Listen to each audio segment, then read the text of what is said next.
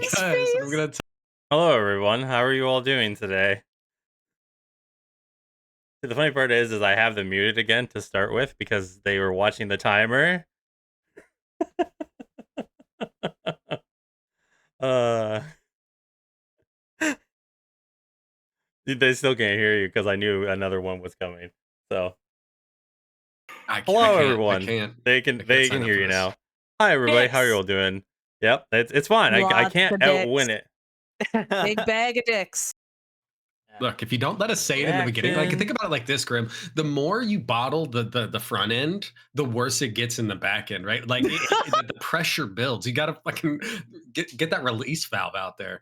We gotta get it out of our system early. That's that analogy, though. It was certainly a sentence. Yeah. Oh, words were said. Oh, good lord. Words were said. Yeah. Words were fucking said. Hello, I've never said a word in my life. I totally forgot that we were starting in combat again. We're not starting in combat. Doing well. How are you, Grim? Yeah, how's Grim? Okay. I don't know, dude. Okay. That face says, I want to hurt my friends. And honestly, I'll fall on the sword. I'll fall on that sword. If you want to hurt anybody, baby, I'll let you hurt me. It's okay. Gotta say goodbye to Compton. I don't want to hurt you. I just have to hurt you. Bye. Somebody prep the Sarah McLachlan song. Oh, I fucking got you. Spotify this shit. Hell yeah. Hi, everyone. So, yeah. I don't. Did we? I think we did. We rolled for Splendor recap. But yeah, Splendor got Splendor. Recap. Yeah. Hi, Splendor. How are you? It's the nice episode, right? Right? One session nice. Yes. Yeah, but like such a nice. It is. Yeah, such a nice. Mm-hmm. We got a lot to get through, so I'm just gonna kick off that music, everybody. But first off, hi everyone.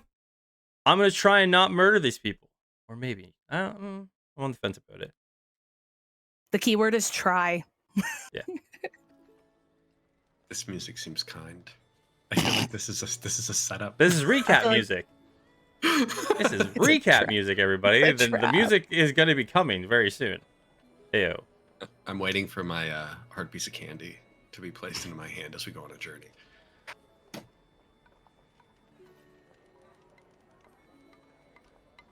Is Splendor dead? Splendor. I'm waiting to be queued up.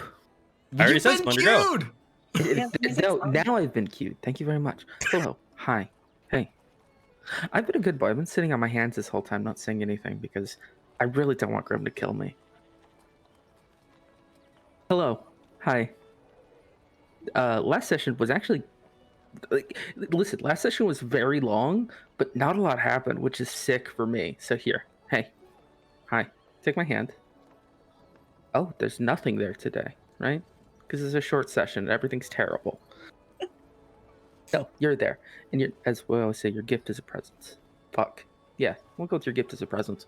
Hi. So the last session began with everybody returning home. Raina left because Em wasn't here. She went to go see the hunt guy. We just kind of hung out for the most part. But when Kyla returned home, she was acting strangely. So Roshan, after a little bit of conversation with Compton, followed her upstairs and had a talk. She's been having angry thoughts about hurting people. Here's hoping she doesn't get hungry about it. Her and Roshan come up with a plan to try and further investigate this issue and promise to keep it on the DL for the moment until more is known or until Kyla feels more comfortable talking about it. Farron makes a food. We have cranberry meal, each and every one of us, and then we descend into the book to try and get Kyla her schooling, to get Kyla enrolled. Get into the book, and it is such an understatement to say everything is fucked. As you can see by the picture behind me, that's kind of what we came into. Everything's on fire, everything sucks. There's a bunch of dead bodies around. A bunch of Order of the Reborn people, and also eye fuckers, not the new eye fuckers, the old eye fuckers, the Court of the Unseen. We follow the trail of destruction and dead bodies to a little encampment. We proceed to absolutely destroy the awful people who are hanging out in this encampment. We move on. After getting a little bit of information, the Archmage is trying to dominate our good friend Yolindal, and we don't care for that. So we proceed after stealing a very cool glove, which is given to Kyla, and then we roll up on this seemingly ritual in progress to capture our boy, which is unacceptable. So we break it up. We kill everybody in the room very proficiently. No problems whatsoever occur. But at the very last moment, Mandrith Van Velen, a terrible bastard, not content to die a mortal's death, turns into a big fuck-off fire monster. And that is where we ended last session, and that is where we pick up now, coming to kill this big fuck-off fire monster. He ate you little. You fed him, you little. Oh, You can feed. yeah. Listen. Hey guys, you feed a baby. Do they eat? Yep. You Still ate him. Saying he ate you little implies that he did so without your permission. I'm not saying that. He consumed him into his body. It's more correct to say that you fed him. Oh, I pushed it into him. Yep. Oh, he kind of. Hey, it wasn't yo. even really a push. He just kind of drifted. I As you kind of do. just pointed him in that direction and, like, you know, let him All find right. a way. So everybody, Grimace so over our bullshit. as we ended last session, the mage erupting into flames as this huge fiery creature bursts out from his corpse. We go back into combat, starting. Actually, I believe Reina's turn ended, so starting with Kyla. Okay. Oh. Okay. Just double checking, going. Oh shit! And spiritual weapons all the way over there. Can my action be to move spiritual weapon towards the big fuck off fire dude? Bonus action, you can move 25 feet Oh, okay. per round. Yeah. Oh, the spiritual weapon, you mean? Yeah, but if you wanted to like have it cast on him, you'd have to recast the spell. Fuck. Okay, then I'm gonna recast the spell then. Okay. Where do you want to put it? Oh shit.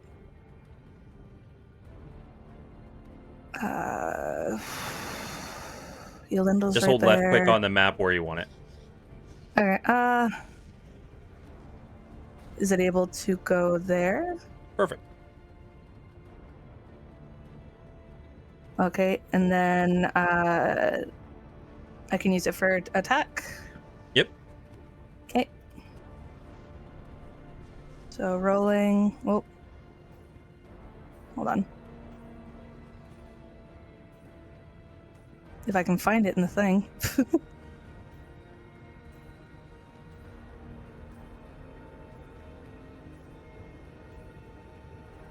You know what? Get over yourself today. Stupid thing. 12. 12 to hit. You smash into it, and you see one of like the magma rocks. It just shatters into it, pushing the flame in further, but it just seems to push back against the spiritual weapon. Looks like you just about to make impact on it, but just not enough. Okay, and then so that's my bonus action, and then I'm just gonna go for Sacred Flame, just as my action. All right. And rolling again.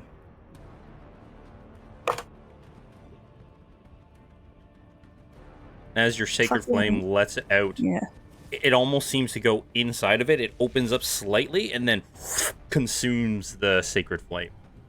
Damn it. Okay. And as for movement wise, I think I'm going to stay where I am. Okay. And that's it. Now, as you end your turn, two things are going to happen. Oh, fuck. One, you will see that all of a sudden Yolindal just lets out and his tail slaps, and you see he puts a giant shadow spike directly into the chest of this creature. It's gonna make Constitution saving throw. Oh, It me? fails. No. This is Oh, no. the creature that had to do that. Oh yeah, the creature. Yeah. That's dope. Okay, and then as Yolindel does that and bashes in against it, you will see all of a sudden forming in the sky a divine spike, which lands right in this space here where that red X is. Okay. Oh. Deleted. Oh, Goodbye, boy. Yolindel. Yeah, no. He's still there. Gotta grab him. Yes, Jesus. Raina. What is your question? Is it supposed to be dark in here? Because I can't see anything. Give me a sec.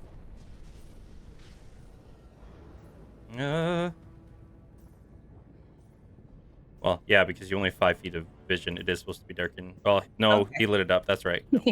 You're good. Yeah, I The was gonna giant say, I fire feel thing like is giving you light. Yeah. Yeah, big flame man should probably. Big flame man. Big fuck off flame man.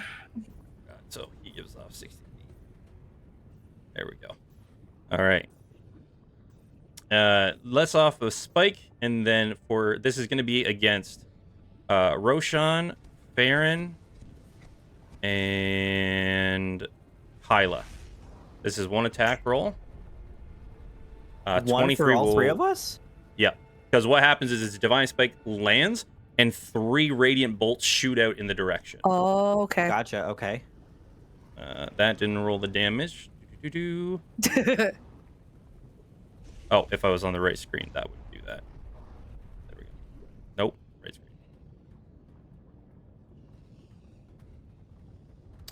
screen. You all take 11 points of radiant damage as this spike of like fire and divine energy slams down into the ground, and just 3 bolts shoot off from the shattering. Lovely. Okay. And that leads to Roshan's turn. This is the start of a series of incredibly easy turns. I'm gonna move 15 feet to here. I'm gonna Eldritch Blast the big boy. All right. Oh no! Please roll. Oh no! I need a singular thing to function on this page, D&D Beyond, please. Yeah, D&D Beyond was being a bitch to me too.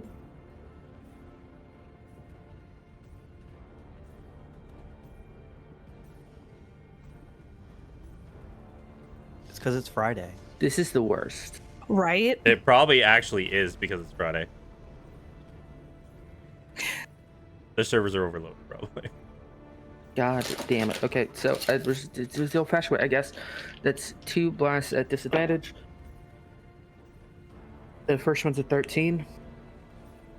13, once again, same as Kyla. It looks like you're just about to, but it pushes back against it. And the second one is 14 plus 9, 23? 23? Definitely hits. Okay, spectacular.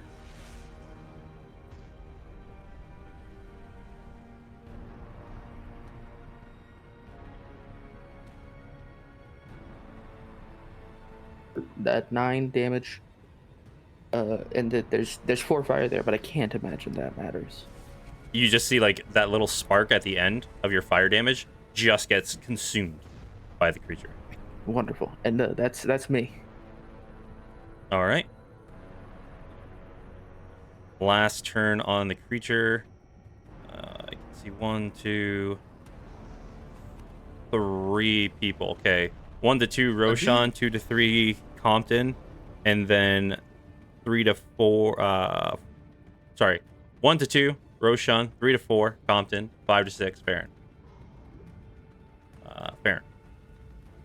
Yep.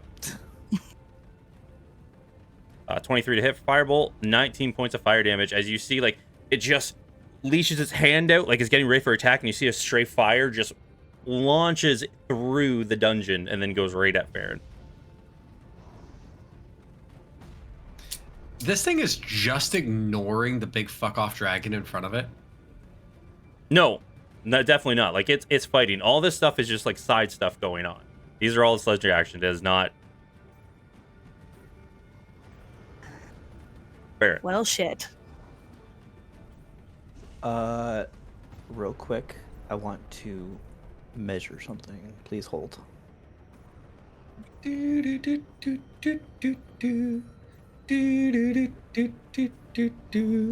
Jesus Way Christ. more distorted than that. That's a. Whoa. It's too big, so I can't do it. All right, it's fine. Right? Yeah. Holy shit. Okay. So it's not gonna be. Is it radius or diameter? It's 60-foot radius. Oh. Oh, Jesus Christ. Okay. Yeah. What the fuck are you trying to cast? That's not happening. Anyways. What the fuck? Let's do. I'm gonna cast Insect Plague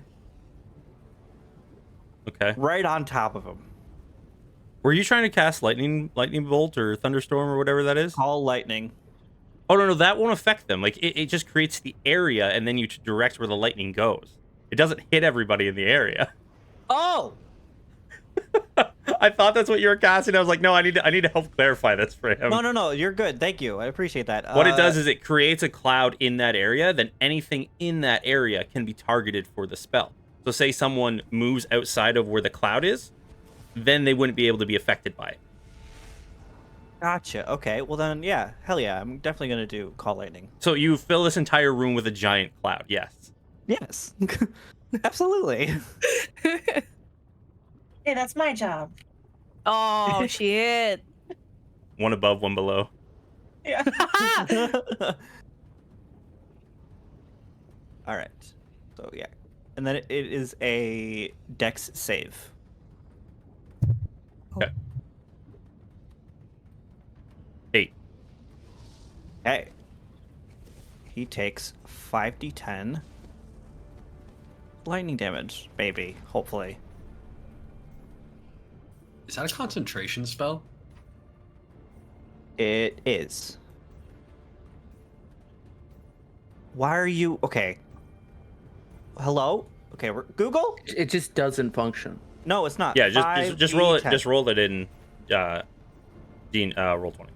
That is 29 points 29 points of damage. That's a very nice hit. of lightning damage, obviously. What color is your lightning?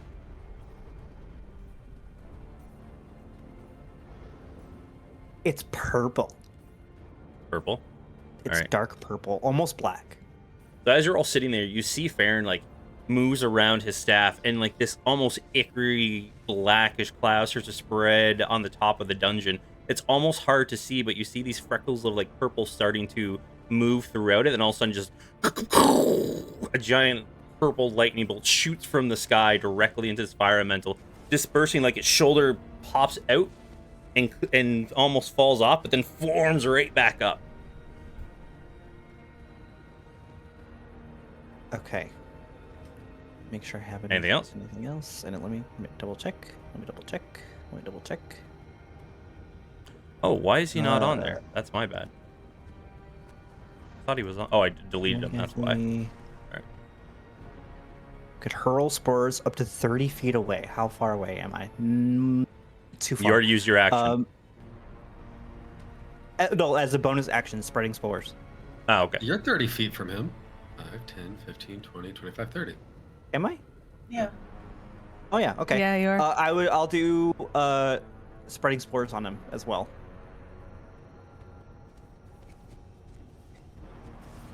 While in your symbiotic entity feature is active, you can hurl spores up to 30 feet away, where they swirl in a 10-foot cube for 1 minute. The spores disappear early if the whenever a creature moves into the cube or starts their turn there, the creature takes your Halo of Spores damage unless the creature succeeds on a Constitution saving throw. Okay.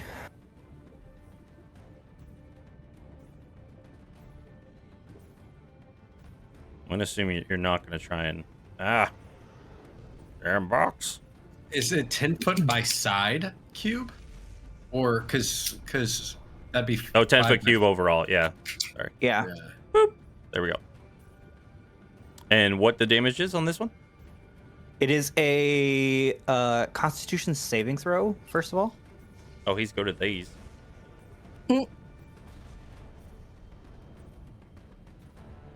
Or I guess not. Okay. And then it says unless the creature takes takes your Halo of Spores damage. Okay.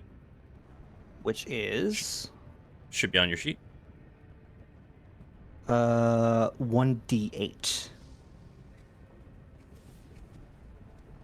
One's my 8. I'll roll. I'm actually rolling a physical dice. That is an extra 5 points of damage. 5 points of damage. Very nice. Is that very good damage? Yes. Okay. And I will stay there. Okay, Compton. So yeah, we're good. Okay, so Compton has a limited line of sight around this column here, and he saw that this thing ate Kyla's Sacred Flame, right? Mm-hmm. Just ate it as if it didn't matter. No. It what it is, like, it opened up and it traveled through and then it formed around it afterwards. Oh, it was just a way of saying he dodged. Yeah. Okay. I assumed he ate the fucking radiant damage. No, like, it was a way of, like, he just let it pass through him and then closed up, like, he didn't even phase him because he just dodged so quickly out of it. He's a creature of fire. It's hard to pin him down. Right.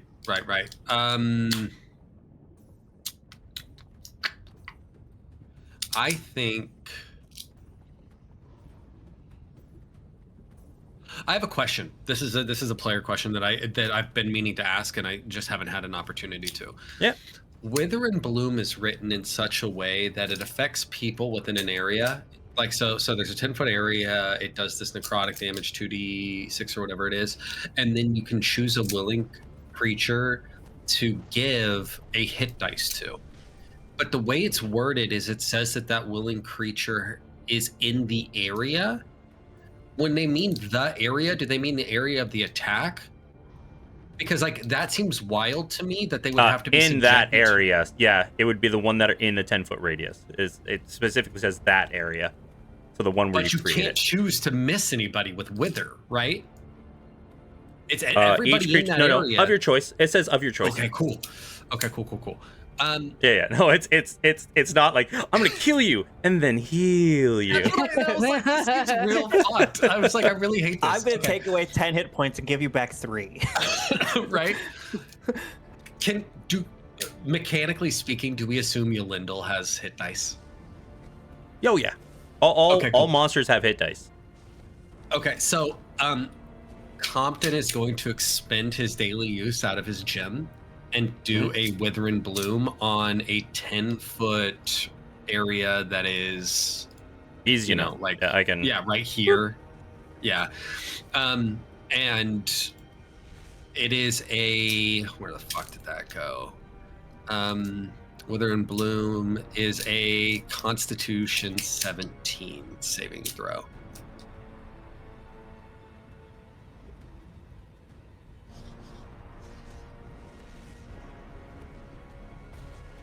So he makes it. So that's half of 2d6, right? Yep. And I don't know. Do our gems scale? Is it always just cast at the initial level of the spell? So, like, it's always going to be a second level spell. You haven't gone through yours yet, so it is what it is currently at this point. Okay, cool. So he will take half of 2d6, which is 5 and 4, 9. Half of 9 is 4, right? Or do you round up or down? Is it 5 or 4? Whatever. Up. Yeah. Okay, so that's 5 necrotic damage on the bad boy, and then a hit dice goes back to Yolindel. Okay, so Yolindel will get a d10 back. Ooh, look at that! Very nice. Hell yeah! Wow. When we expend a use of our hand, that's an action, right? Yes. That is my action. Okay, cool. So Compton is going to effectively just reposition so that he's still out of line of sight here. I'm also going to bonus action move my book here. so I can kind of catch this back end vision here. And as you unleash like the spores, it's just drawing the life force from this entity because there's no foliage or anything like that around it. And as it like rears up after the assault, it sees the biggest threat in the room staring it down in the face.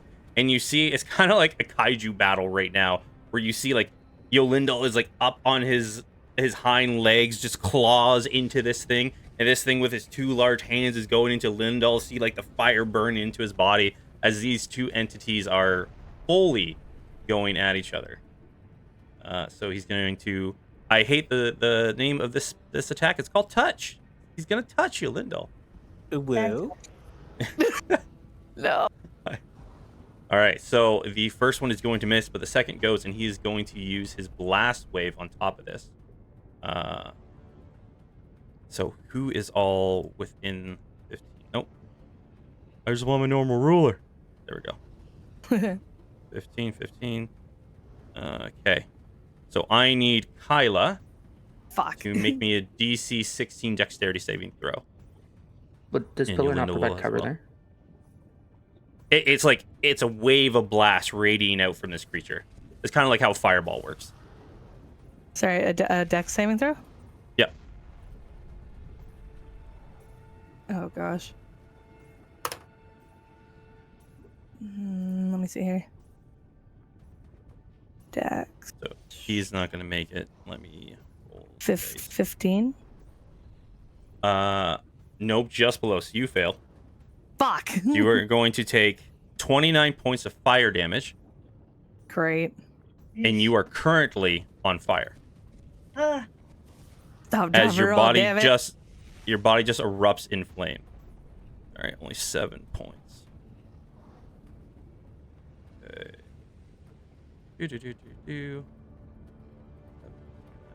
30 CX.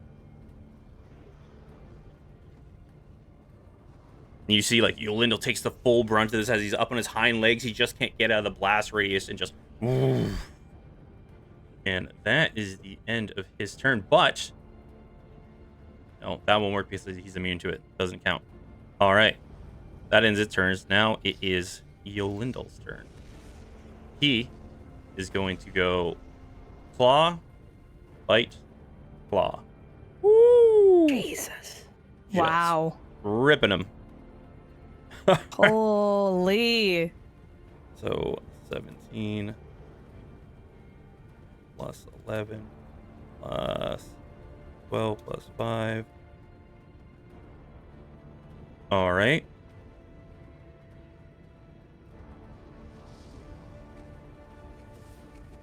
And or less than that.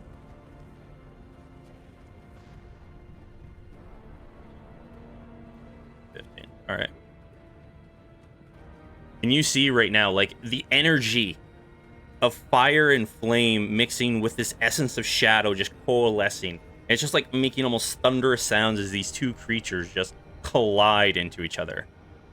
And he is going to end his turn right there. All right, Raina. Okay. Oh, I'm going to use... this is the first time I've gotten to use it. I'm going to use Nature's Veil.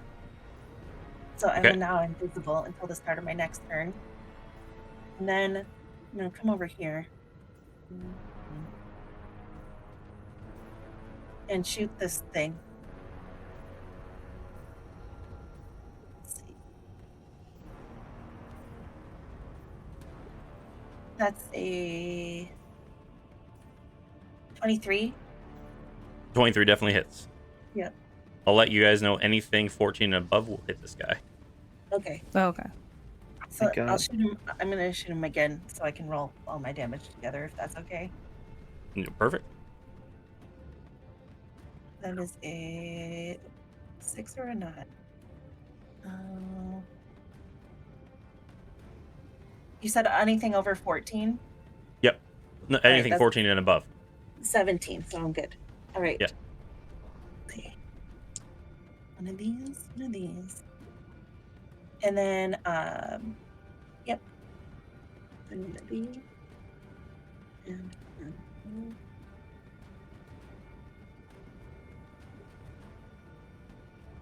So that's 5, 6, 7, 8. 17 damage on that. Alrighty.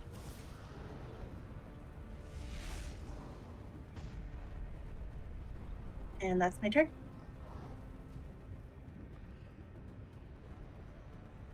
The end of your turn, you see Yolindal will turn around and smack him with his tail. 13. Just, you see the creature just evaporates, tail goes through him. Still no hit. Kyla. Hold the fuck on. That's a plus 12 to hit with his tail? Yeah. Plus 12? Cool. Very big. Cool. That's why we almost died. No, you guys weren't fighting the full... he was not this powerful last time you fought him. We were not. Oh, fucking, I'm still on fire. Shit. Yeah. Yeah, I couldn't help you are like, and these are not small flames. Like, imagine a torrent of fire shooting up you. Like, if you don't put out these flames, it is going to hurt. So you would have to take an action to put yourself out. Okay, I'll take an action and put myself out. Okay. You avoid that 2d10 damage. Okay. And then bonus action. I can attack with spiritual weapon again. Yep.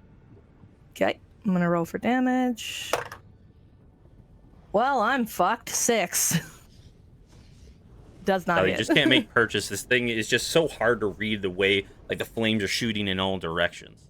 What are you talking about? And You said anything over a 5. Ghost. Okay. And then I let me see here, hold on. For movement wise, I'm going to go, wow, wrong tab. I'm going to move over here. Okay. And that's going to end my turn. Sounds good. And as you end his turn, once again, another Divine Spike comes out, slams down in the middle. One is for sure going towards Lindal. 13 won't hit any of you all. As you see another, like, holy one comes from above, slams into the ground, shatters, shooting out in directions, but doesn't make purchase on anybody. Roshan. I'm gonna shoot him. All right. The DBion's still not working, so that's a 15 to hit on the first one. God damn it! And it still hits, but that's a 13 plus 9 is a lot. But I rolled a natural 20. God damn it!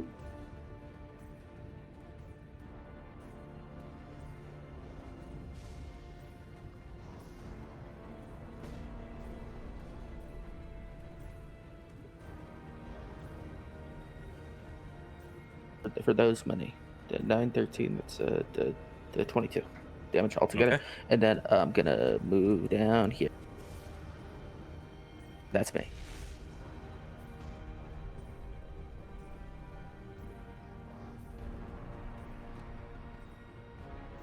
And with that second one, you see, like, the fire starts to just, like, grows just for a moment. It looks like it starts to shrink down a little bit, and then just, like, starts to erupt, trying to, like, push back to its original size.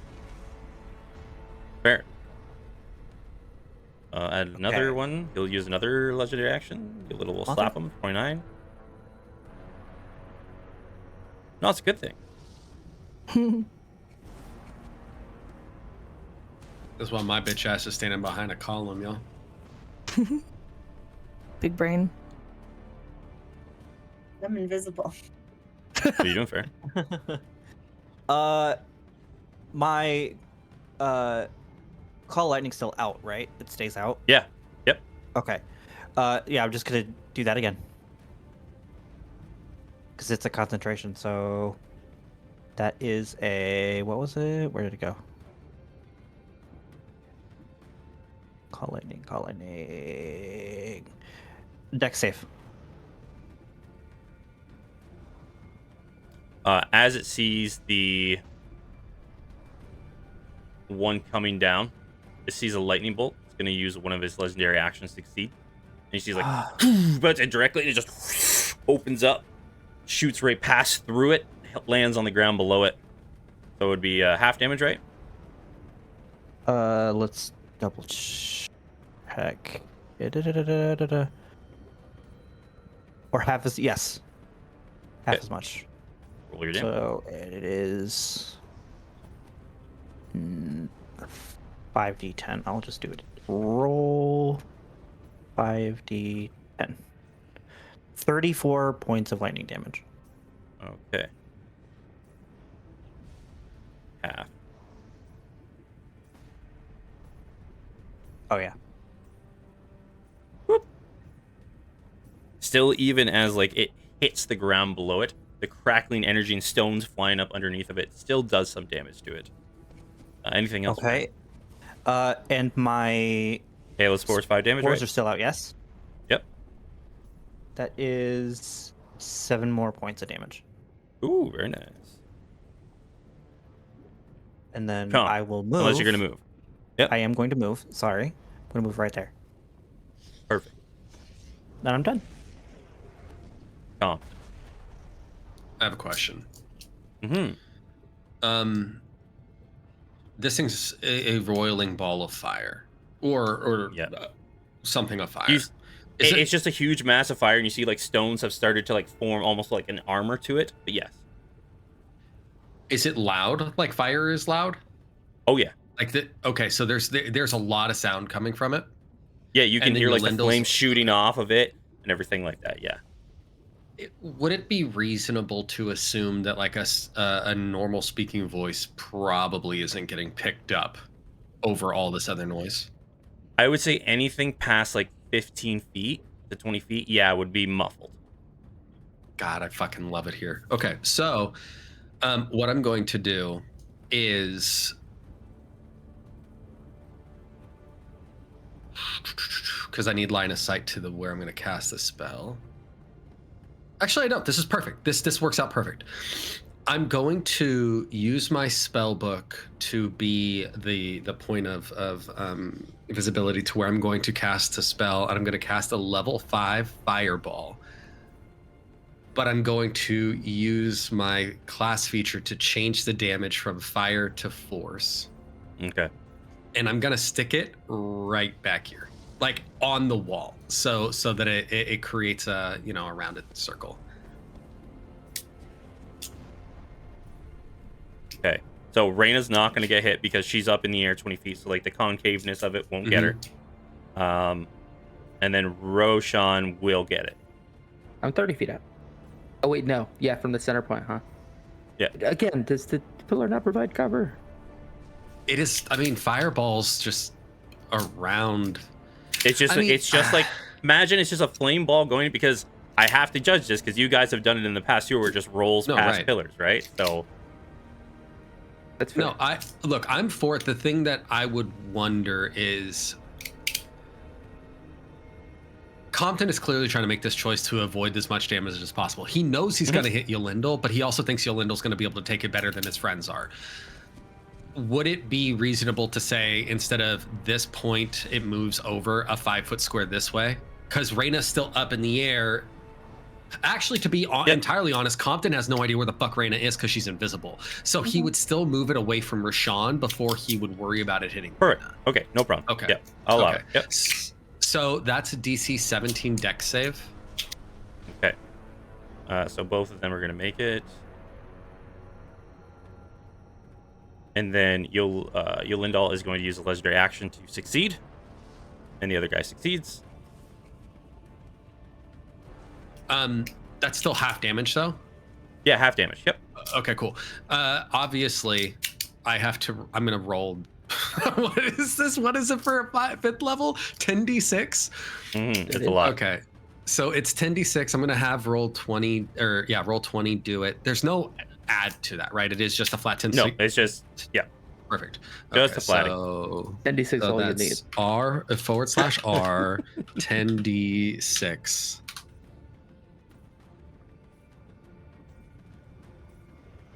$32. So both of them are going 32 up. Both of them are going to take 16 points of damage. And I like to think that the way that this works is Farron can see Compton. What you do is you see Compton is staring down at an open palm that there is no manifestation of the spell book there because his spell book is out. Like it's away, but his eye acts as if it's in front of him. It's like he can see it. And there's like an energy that he's pushing into like his open hand, but then it just goes away. It just disappears from him. And then when the spell goes off, it is very much like when a nuke goes off, where it's like right, but instead of it being fire, it is just a force wave, like a concussive force. Yeah. Not only is it like it shoots out, everybody kind of like sees this ripple of energy shooting off the wall, but you see these pillars that are in the blast radius. Roshan, you fear almost for a second as like the pillars start to shake and you see discs of the pillars start to push out from the force because they can't dodge this, right? And it's a very high level force wave that's coming out. And you even see like parts of the pillars are pushing out from this force. If anybody's seen Avatar: The Last Airbender, you guys remember the kaboom head guy? Yep. Where it goes boom. That's exactly what it sounds like. It's that fucking sound. It's that. Okay. Because that's what I hear. In Compton, you're gonna see that Farron has an erection. Oh, it's so big. I can see it from over here. I love it. Low. Anything else, Compton? No, I'm hiding behind the fucking pillar on the other side of the map. Come on, 5 or 6. 4. All right. Start of the turn, because Yolittle is within his radius. 2d10. 10. 11 points. 6. And then he is going to just jump on top of Yolittle. He can do 3 attacks now because he doesn't do the other move. Boom, boom, boom. One of those are going to hit. And he is going to... Yeah. Going to take 15 fire damage plus 12. So 27 points. Ooh. Plus.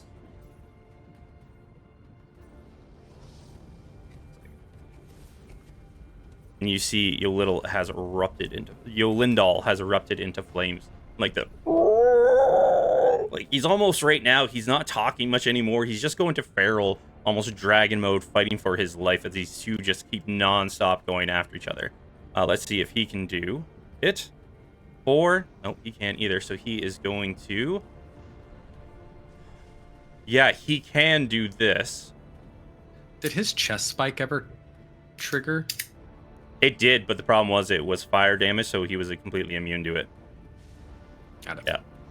I was hoping he was going to hit one of you guys with the radiant damage, and it could have backlashed on him at least a little bit. Dragon skills. Yeah. So he is going to do this. Yeah, again. Its most powerful one is this. So he's going to do 2 claw attacks, 1 bite. 2 of these are going to hit.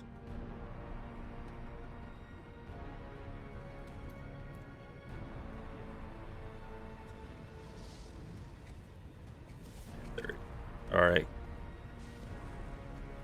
Okay.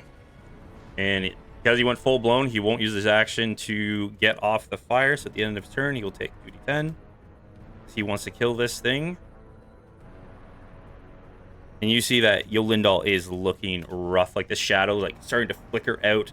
The smoke he's giving off is getting weaker and weaker. But you see that last range of attacks when he bites into the elemental, rips off some of the stone, throwing it, scattering it throughout the dungeon. Both of these creatures are just going at each other non-stop, and it's rough. Reyna. Mm-hmm. Okay. I am going to do him again. Twice. 17 and 18. Both hit. Yep.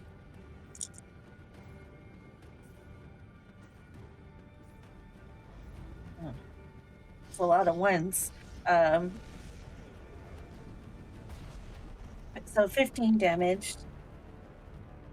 20, 30. 15 damage. All right. And then I'll move here. Okay. End your turn? Yep. Okay. As this creature, like, you can see it's like starting to look around rapidly, starting to just lash out, banging the pillars beside it, going full force on you, Lindal. It is going to use its massive reaction. Around, okay. Did you say 3 full actions? Not 3 attacks, 3 actions? No, it's 3. It's full action. No, why do I have that attack? I need 3 actions, 3 attacks per action, 9 attacks. You guys are fucked. Okay, someone roll me a D100, high or low. Always high. Always high. Have you used any of your D100 dice on your new dice yet, Paige? No. Sounds like you got to break them I will say it is between no, Farron has to do it because Farron is the one that Farron has to do it? Okay. Yeah. 1 second. Center point. I gotta check. No, it's either gonna be Farron or Kyla. You both have to make this check. One of you have to do it. Do you mean Rashawn or do you mean Rashawn? Yeah, Roshan or Kyla. Don't scare me like that. So wait, sorry, roll D100? Yeah, or say high or low. Like always high. Okay. Fucking hell. Please don't fuck me over, dice. I hate these dice. 20. Okay. Roshan has been peeking out and attacking it. So knows that Kyla. Okay, those 2 are on his mind because you rolled low. So I need Roshan, Yolindal, and Kyla all to make me Constitution saving throw. Fuck. Okay. I'm so Constitution. You don't even know. As you see this thing just like grabs the ceiling, and you see the floor starts to almost go up and melt into magma, and a wave of destruction shoots out from around it within a 30-foot radius. Okay, Constitution. It is an 8, which I can't imagine saves. Mine's worse. Mine's a 3. The shitty part is that he has 2 of these ones. He has Blast Wave and Destructive Wave. They're both not good spells. Well, fuck. I need him to not do them to my body. So you both failed? Yep. All right, so the fire damage first. 20 points of fire damage.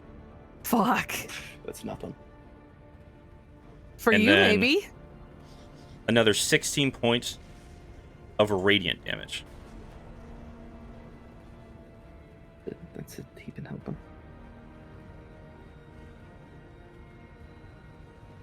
Hey, Grim, this counts as an attack, right? This is it's 20 fire damage plus 16 radiant. It's a single instance. This would be an instance of you taking damage. So yes, you would be able to do what you want to do. I don't want it. No. Yeah. Roshan says no. Roshan says no. In the future, once again, before you see the damage, be like, hey, before this hits me, like if you fail your Constitution saving throws, just be like, Grim, I don't want this. If it was a single instance of damage, I didn't care what the dice said. I was gonna do it. I don't want to get hit.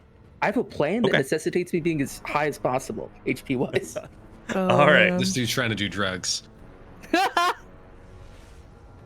And okay, that's its legendary action. But Yolindal is going to do, use one of his tail attack.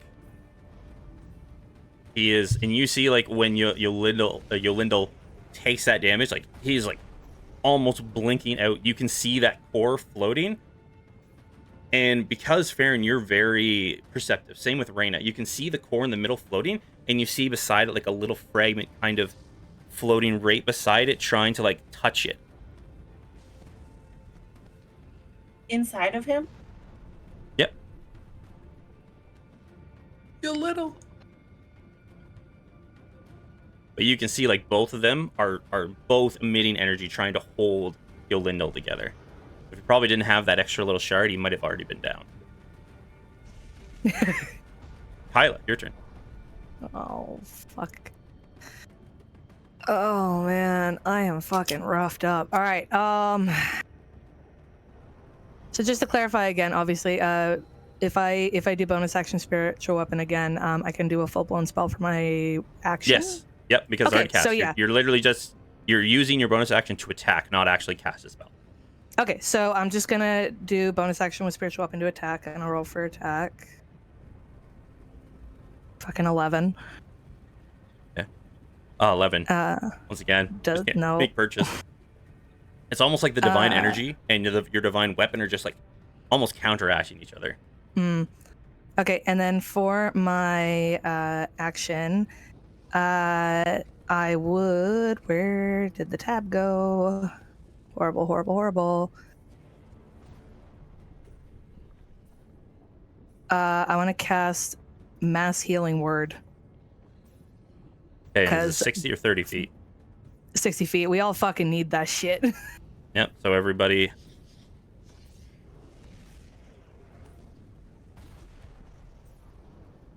Allow it. What? You'll allow it? Yeah, again, just because remember we talked anything... Oh, right, They don't need to hear it, per se. They just need to know... Like, they can't understand you, but they can hear the word. So I won't be a monster. I appreciate it. And I'm rolling for how much health, right? How much you heal? Yeah. Yeah, how much you heal? Okay, hold on. That is a 14. Okay, so everybody gets 14 back. You hear like Kyla yells something. You can't fully understand it, but the sound, the soothing melody that whatever hits your ears, you feel a little bit of relief. And do you include Yolindal in this? Yeah. Is there a limit to the number of people you can heal? Yeah, because you don't need to do me. I think it's 6. I'm pretty sure it's 6, yeah. Yeah. Let me just double check this. Yes, it is up to 6, yeah. Are these zombies still alive? Oh my god. Forgot about fucking zombies. Technically, yes, but I haven't been using them. No, they're gonna be dead. They're like the front one's dead. The front one's dead. The first one is still alive. The back one's still alive. This one would be dead. You can get rid of them. You can totally get rid of them. I'll leave it. Oh, he could have made the save. Have faith. Man, I forgot something. Okay, no problem. Okay, so I did that, and then I'm going to move. Let me see here. I'm gonna move back here. Okay. And that's the end of mine. The end of your turn, another legendary action from Yolindal. As he's just fighting on his last leg. You see, like, the tail is barely even evaporating just enough to hit this creature. All right. He's still making contact, but they are very weak attacks at this point.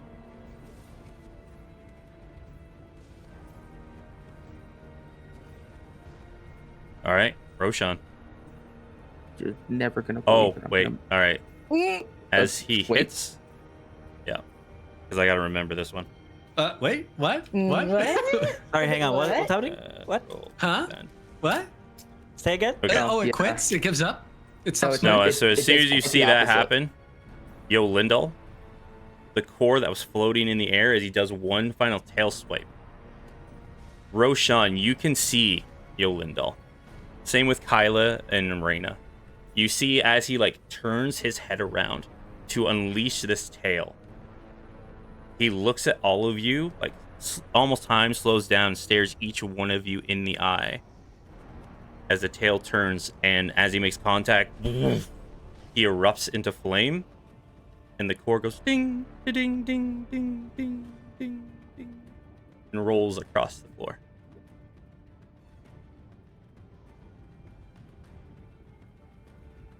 My boy, my precious boy. Roshan. It's a good move and shoot him. Okay. Gonna get down here and then shoot him twice. Shoot him. Rob looks very unhappy with me. Look, man, we're gonna get through this fight and we're gonna talk about it. It's a 23. Ghost's face too. That's not gonna hit. That's a 13, I think. Okay. Fuck.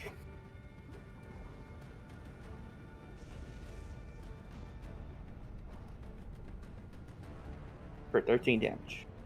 Nice. 13 damage. You once again see the flames getting smaller and smaller after the attack that Yolindel did in your attack there.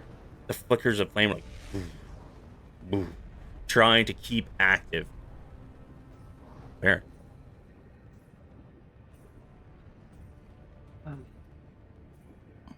What? Give me one. One moment.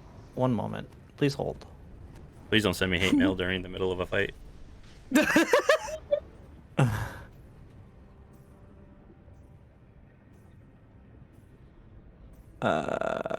Where is it? There it is. No, it's only 10 feet. Okay. I do have a question though. It might be a dumb question, but I have a question. My Call Lightning is out. Yep. If I cast a spell, does that cancel Call Lightning? You have to use your action, if I remember correctly, to use it every time.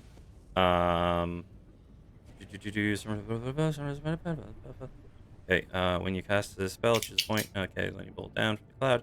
Each creature within 5 feet. Oh, yeah. A creature on each of your turns until spell ends, you can use your action to call the lightning in this way again.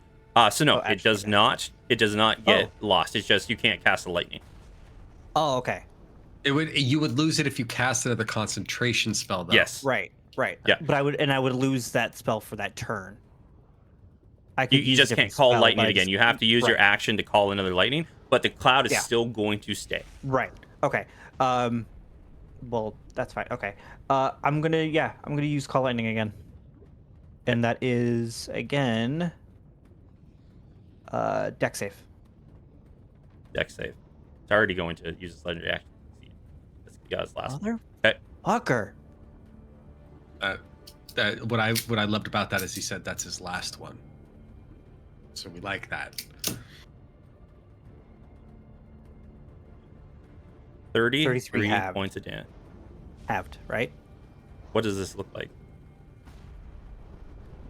Oh no. So, one final bolt of blackish purple lightning arcs down right between the eyes, and his eyes explode, and he falls down dead. Okay. Roll me one more D100, high or low. Always going to be high, but roll me another D100. Always high.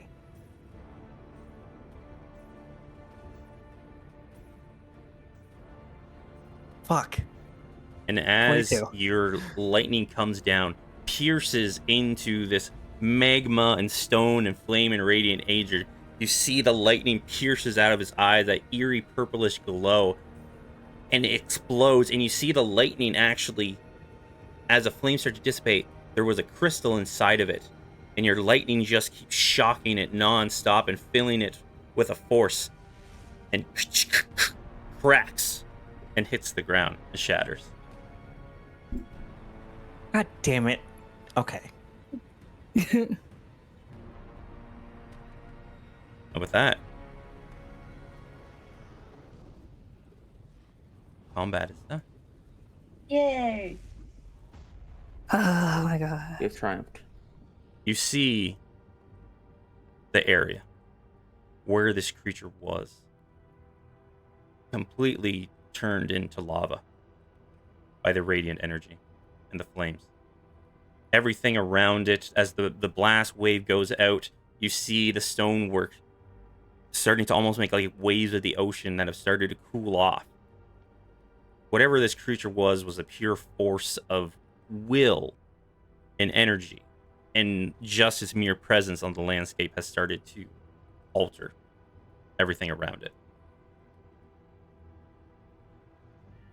What would you all like to do? Compton didn't see Yolindel turn into a crystal. So he comes around the corner and doesn't see Yolindel. And he's really fucking upset. And he's got to look around like... Well, I want to pick up if I saw where it rolled away to, can I go pick it up? You can fly down, pick it up, and you see that there is the main shard the biggest one, the ball, the orb of shadow, and you see that right beside Elaine is that small fragment.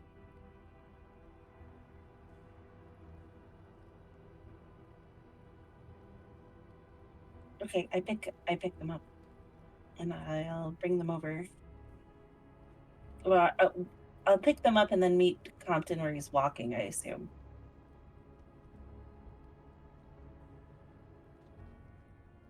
Are you still invisible? No, that ended at the beginning of my next turn. I was just wondering if you were. This was just a And then I floating ball. scare Like, him. Yeah, you just see a floating crystal. That's what like, I oh no, thought he's too. fine. He's fine. He's floating. He's gonna reassemble This is himself. fine. This is totally fine. Oh. What book? Where did Linda go? What happened? He kind of poofed into shadow flame shadows, and these are orb, and this. I think this is your little, and this is a big guy orb. Both Reyna and Compton, you have seen this before. The last time you defeated him.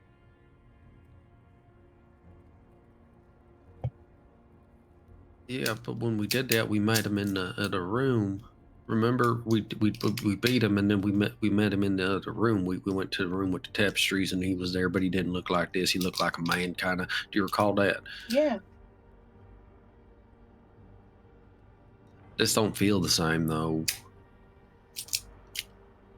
You ever feel like that there's times in your life where you have an experience and you're like, I should pick up smoking? You ever think about that? I'm thinking about that. I don't feel good. I don't think that would be good for like your human lungs. What? No. Okay. Yeah. No, I don't. Compton is so not present. He's here, but he's like trying to figure out. So much has happened. We walked through a room. We murdered a bunch of people. The place was on fire. We killed a bunch of dudes in here. A big fire monster turned up. Yolindel was captured, and then he's not. And now he's just gone. And I think it's too much to process. And so he's kind of like trying to catch up because this was so much so fast. And it's very emotional. Like Yeah. So he's. Reyna is going to put the orb like into one of your hands, and then just put the little crystal into one of your pockets, and just like hold your arm in like a steadying kind of grasp. He's gonna be in the other room, right? No, he's gonna be there. It's gonna be okay. That's fine. I mean, listen. Even if he's not, look at me. You're here, and I'm here, and we're good. I'm also here. And Farron's here, and we're all together. And I know. Yeah. But I mean, this is if they can kill Yolindel like that, you know what I mean? Like they could have killed you, they could kill Farron, they could kill, and like Yolindel, if he's not here, and we still had to fight all this, like he's just a schmuck, right? Like he ain't the big bad. He's not. I mean, he's not just like a lowly guy, but he's not. He's got a boss, and the boss is probably bigger than. You know what I mean? It just feels so daunting, I suppose. Are you okay though? Are you hurt? I'm okay. Farron, are you okay? I'm fine. How's everyone's health? Real quick. Compton sick in a while. Compton looks okay. Like he looks distraught. He looks a little banged up, but he looks okay. Hey, yo, Rashawn, Kyla. Yeah. You good? How's your health? I'm like spiritually pretty bad. But physically, I'm fine. Kyla's gonna fall to one knee just for a sec, just kind of exhausted, taking a breath. Because that was a lot. I'm okay. Just give me a sec. Do you need help? No, I'm okay. Okay. I mean, what now? Now, Like, Go was on. this the test or? No. Like, I don't think it was, but like, what now? Like, what do we do? Can I tell you my concern about okay? So normally when we fight Yolindel, it's not a full actualization of Yolindel, right? It's like a limitation of his power. It's a test. It's not there to murder us. So when we finish him off, we're not actually finishing him off. Except this time, I don't think it was just like a part of him. Yeah. I think it was all of him. Yeah, it wasn't a simulacra at all. Yeah. So I think what we have to do is keep going forward, right? Let's check all the bodies in here if there's anything left. I mean, obviously not the magma hole. Don't touch that. That's hot. Don't do it. It's burn your fingers. But the point I'm trying to make is that maybe we just do a quick once over, check the bodies, figure out if there's anything important in here, and then we go to the next room and see if I don't know what that's more information, right? Mm-hmm. Yeah, one step at a time.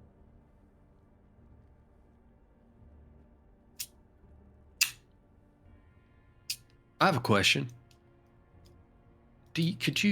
Are you able to go invisible one more time? Yeah. Hold on, don't do that. Farron, do you know how to go invisible? You're gonna see Farron squint really hard and try to go invisible. No, just because your eyes are we can still see you, even though you can't see us. No, I can't. Okay, I have a thought. I got to figure out if this works because I'm really concerned. If we'll figure it out in the next room. It's fine. It's fine. But I have a thought. We'll just hold on to that invisibility if you can. And Compton's gonna because Raina's holding his arm, right? He's gonna squeeze it a little bit and then indicate it's like, okay, I'm gonna let go. And then he's gonna just walk towards that one body that he had initially dragged. That was kind of like out of the way over by where Rashawn was standing, and then see if there's anything on it. Oh, you know what I'm talking about? So there was that cultist that Compton had dragged aside because he was going to try to take the robe off of it. Mm-hmm. But yeah, now what I'd like to do is just do a full investigation of the body, looking for tattoos, symbology, notes, any gear, you know. First thing you'll notice right off, this one has both a tattoo. Once again, has the Order of the Phoenix, the Order of the Reborn, and then has the Court of the S69.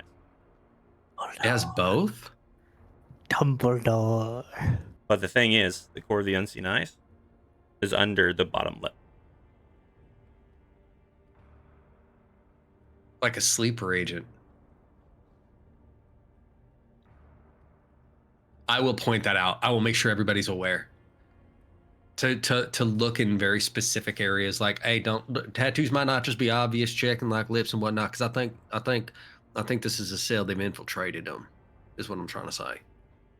As you guys go through the bodies one by one, each one of the knights. I am going to use an arrow to not touch their mouths. Okay.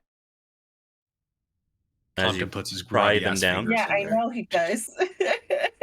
They all have them in different spots, very inconspicuous spots. But each one of these have the Order of the Reborn, proud and can be seen easily, emblazed in their skin. But the other tattoo is always hidden in a spot that would be very rarely found. But each one of these cultists and knights have it.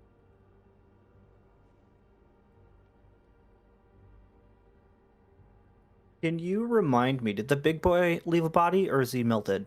Is he gone? No, he's... if people are looking around, anybody who goes near the magma pit, they will see a skeleton there. Can you control flames, magma to cool it? No, it's like, do we consider it to be flame? But it's liquid earth. So mold earth instead. I don't have mold earth would do it. Yeah, I would say mold earth. Like you could rotate it around, and then kind of like cool it off. I don't have that spell right now. cast it. I have it. I've got it as a cantrip if we needed it. The Roshan has been poking at this man. Like after he took like a quick little 2-minute nap, he's just flying over the magma pit. Can I retrieve the skeleton and just pull it from the pit? You can. He'll just like just drift over and just lay it down, just like around a central location. And just looking at it, you can see, Roshan, the reason why it wasn't completely destroyed and why it wasn't burned up and melted away inside of the magma. The bones don't look charred at all, but you see engraved on the bone is these odd symbology running all across the skull, down like the forearm bones, across the chest ribs. Is it in any language that I recognize, or any symbols that I'd recognize? What languages do you speak? Common and primordial. You would notice primordial on there. Wonderful. What's the shit say? This isn't actually any type of saying. It almost is like an incantation that's been inscribed into his bones, calling on the fire of the earth. But in both with that one, it also calls for the divine judgment.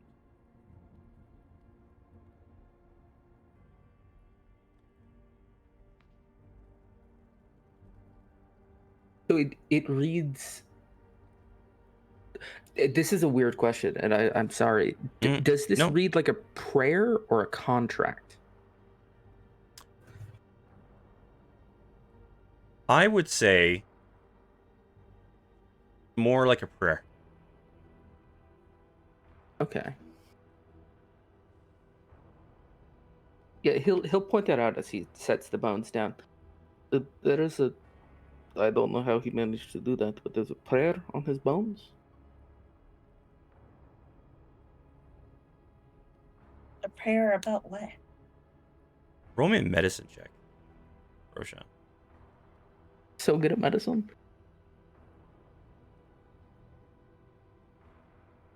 What is my medicine? It's a +1. I should know that off the top of my head because I didn't put any points into it. It's a 13. With a 13, yeah, you probably need a little bit more. You're not a medically trained person. You're kind of looking at these. The bones, you're trying to look at it. Is there anything more here? But you don't know too much. But bones are crazy. He doesn't know shit about bones. Can I roll a religion check? Sure. What are you trying to? What were you looking for? Just so you know, the number on the dice first, it's 14 plus my 10, so 24. Specifically, Compton has a theory, and his theory is related to the elementals and their initial.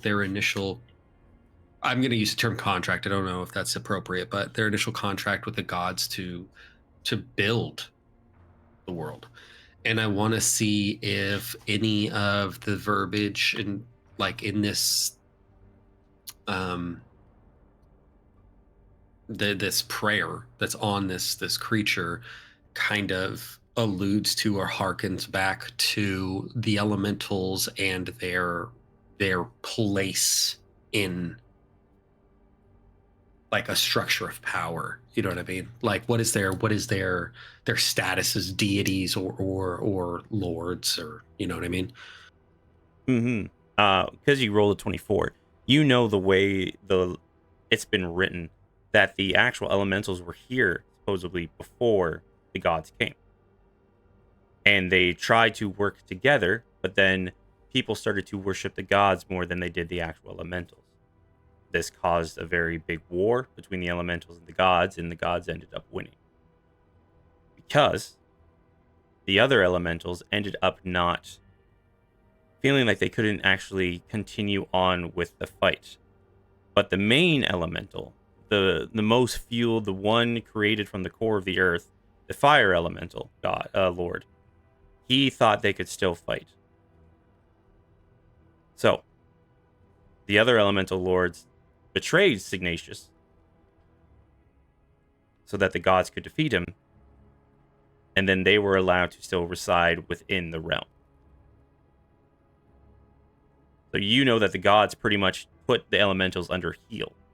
And with this prayer, the prayer looking at the bone, it almost seems when they're calling for the divine aspect, it flows very good.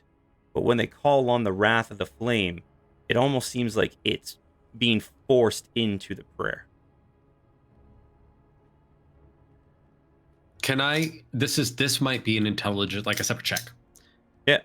Does this feel like if Compton thinks back hard enough about this, is there a similarity in cadence and presentation regarding this and the weird scripturesque writing that we found in the Hell House walls and in the journal of the guy? Like, no. is there no? Okay.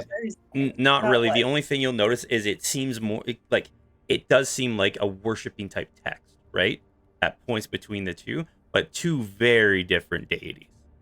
But it's not frenzied. It's not like, oh no, this is like how you, just based off of your intelligence and your arcane, the way you're trained. This is a spell that has been emboldened into this man's bone, combined with a prayer. Like, if you and Kyla are both looking at this one, Kyla, the way you cast spells and you cast spells, even though they're very different, there is a main essence to how spells are cast. And this one is, even though it's calling out to someone to give them the energy to do this, it is very much a casting of a spell.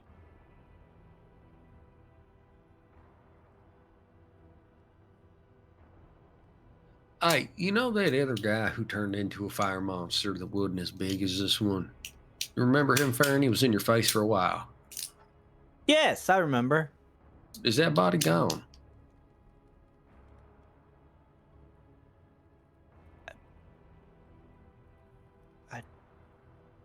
I don't remember. Why do you want to undress his skeleton? Yeah, kind of. Look, I just want to know what they're gonna do with the bones. Yeah. It can't possibly be important what they've done with the bones. No, it's so important. I need to see. Can we look at? Compton's gonna kind of wander over to that area. Is that body still there? Is it an ash pile? Is it bones or? It's just bones that clatter to the ground. Should we take the bones? No, but I'm gonna look at them, and Compton will kneel down on them. Are these bones also inscribed? They have not as lengthy of an inscription on them, but these ones definitely have along the same lines. But instead of calling out to the elemental power as well, it just calls out for the divine favor. But like where his corpse is completely written with this huge long scripture, this one is maybe the base of the head down past the shoulders. Definitely not as all right, y'all, if you're squeamish, probably don't look at this. Compton stands up and he walks back over to one of the corpses that the zombies felled. That there was two on the left and the zombies felled. There was a knight, take your time. I think. Nothing on them. Right. There's nothing on their flesh, right? Nothing on their flesh at all. I'll help unflesh them. That's what I was gonna do. I'm so glad. I know. Compton, are you doing a makeshift autopsy, or are you just getting rid of the skin? I think do it very neatly in a hunter's kind of way. Compton's very interested in the anatomy, but more importantly, right now he's like a dog with a bone. Where I want to go, I'm just the arm, right? So he's gonna fully take out a dagger and go to the bone down, so he can just open up the arm and look and see if there's inscription on the bone. No inscription on the bone, where you saw like the other one, and you do notice like digging through their pockets, right? The ones who didn't do that, they all have these little purple gems in their pockets. Because the other man, he took it and jammed it into his throat.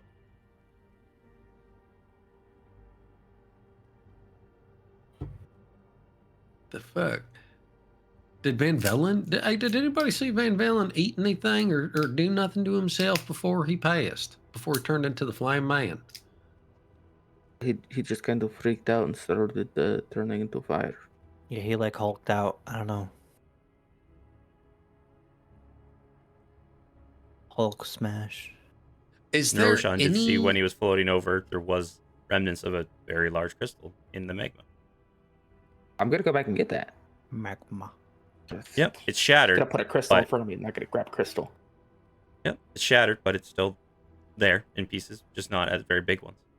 While the other one that you looked, there was no more crystal. The one who did erupt into that, whatever creature that was. But you said the dude that Compton was looking at had a crystal in a pocket? Yep, all the other ones have a very, very, like, these ones are all like this. Right? Okay, very, very small, intricate crystals. The other one, going to go around looking for those crystals. Just collecting them? Yeah. Yes. Yeah. 1, 2, 3, 3. You find 3 of them. 3? Okay. Is it safe to assume? Does it track that Compton would know from a theoretical knowledge or actual knowledge component of magic that somebody could take a physical object like a crystal and stab himself with it, and then the crystal itself would imbue this magical power that would turn into these symbols on a body? Like that's a clear line. Gems can store spells just like scrolls can. Okay, cool. Right. Okay, Farron, please be careful with those. Don't pierce your skin with them, because I don't need you turned into a fireman. You're going to see Farron lift one up. Think about eating it. It's not rock candy. It's not rock candy. Don't put that in your mouth. Oh, okay. I wonder if that would work. Oh, wait. Farron, how close do you put it to your mouth? You open Pandora's box, you better fucking step in. Have consequences. I mean, I would say like 5 inches away.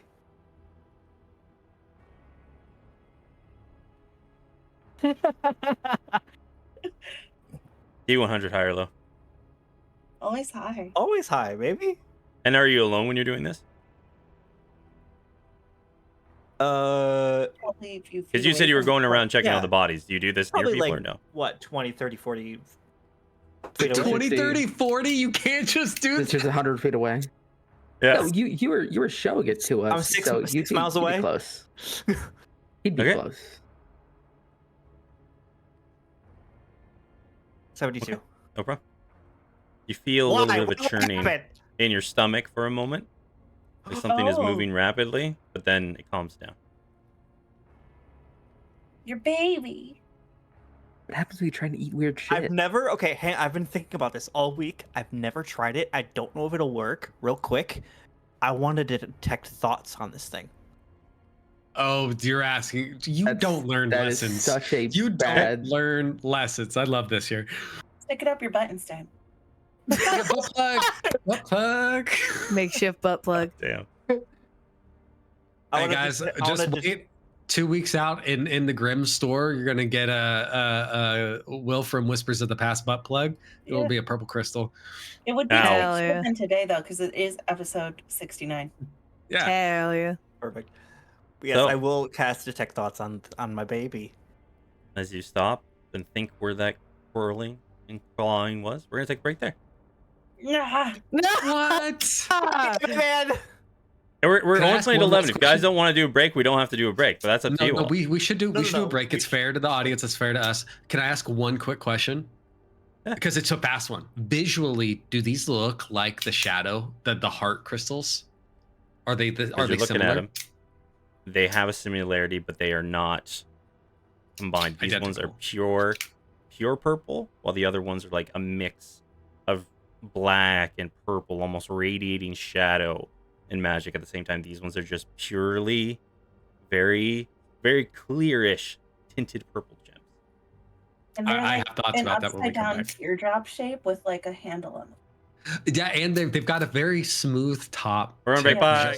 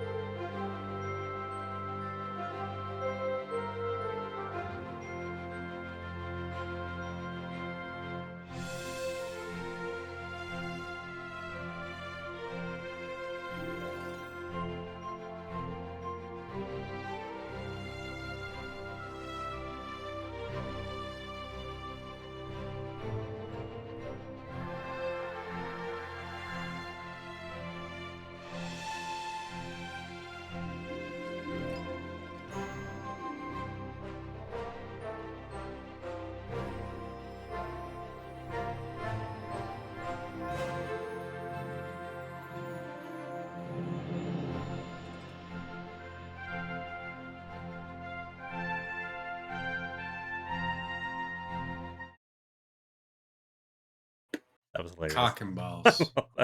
All right. So as you think deeply and try and detect thoughts, you're just getting the base thoughts of whatever's down there, right? Right now, yeah. And as you Whatever's think down down, there. you hear almost this slick, slithering voice, deep, low, guttural.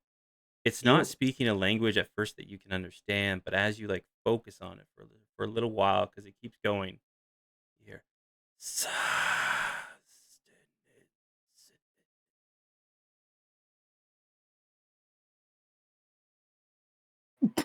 Hate that. I don't know what it said. Hate it. Hate it.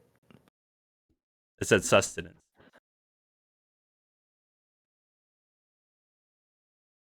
Okay. I'm not gonna pry further. Sure, you know what? Oh, okay. Yes, I'm very sure. You must feed your son so he can grow stronger. Yeah. Oh, Negligent no. father. Oh. Maybe I So. should. No, I'm not gonna say that out loud. Never mind. Did we roll for recap this time? We didn't roll for recap. We haven't yet. Did. We'll do it. We'll do it at the end. So, you all find yourselves in Yolindel's lair, where you have the combat with him before. The only thing is, the scrolls have not untethered because Yolindel isn't there to bring them down. You see that there is no doorway currently, but you do remember where it was, where the wall formed to make it. You see the platform that Yolindel walked up to the last time to untether. But it all just seems off at this point in time. You've checked and you've looted these gems, 3 of them total, and the very large shattered one. And I need to state, like, it is probably about this big of a gem, like almost 2 fistfuls put together. So is it like just got like hairline fractures through it, or is it in pieces? Is in pieces. Like if you all put it together, like you see how big it is, but it was shattered because it kind of worked like a lightning rod with call lightning. Sorry, guys. So hold on a second. There's a couple things. First, before I worry about this room thing, Conan's gonna flip his eye patch up and look at the crystal that he pulled out of the pocket. That isn't smoky. That's just a pure purple. Does it have any soul essence associated to it? You don't see any soul essence to it, but as you're looking around, you do see there's a shadow on the 2 fragments of Yolindel.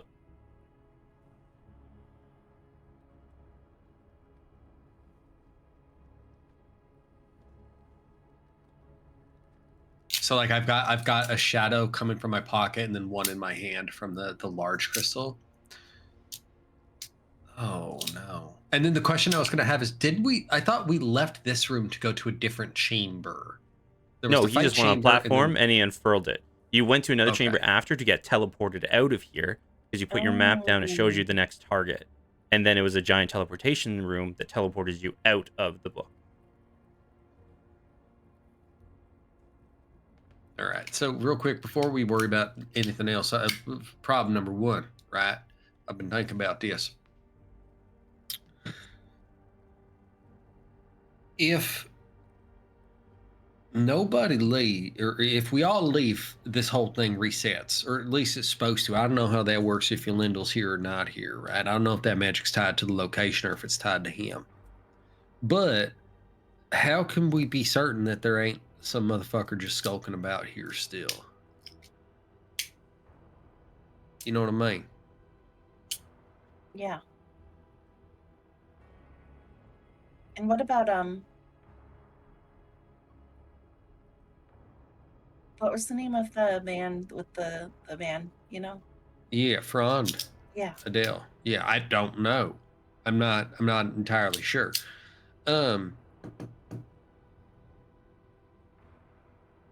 You know what we should try, just in case? Kyla, are you aware of the 4 different schools of magic that's taught by the Infernal Prophets? Not entirely.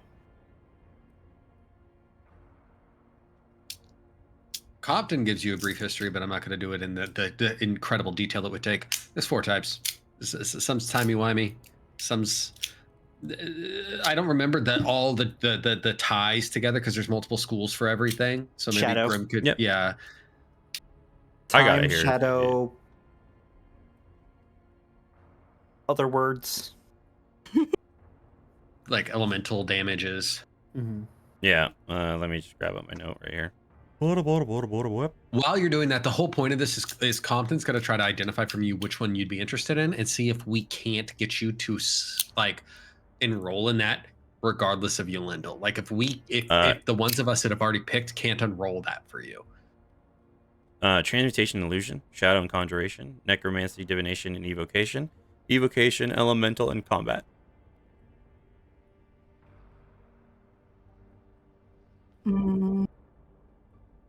Elemental and Blue, combat black, sounds green, red. kind of like the one that I'd be drawn towards.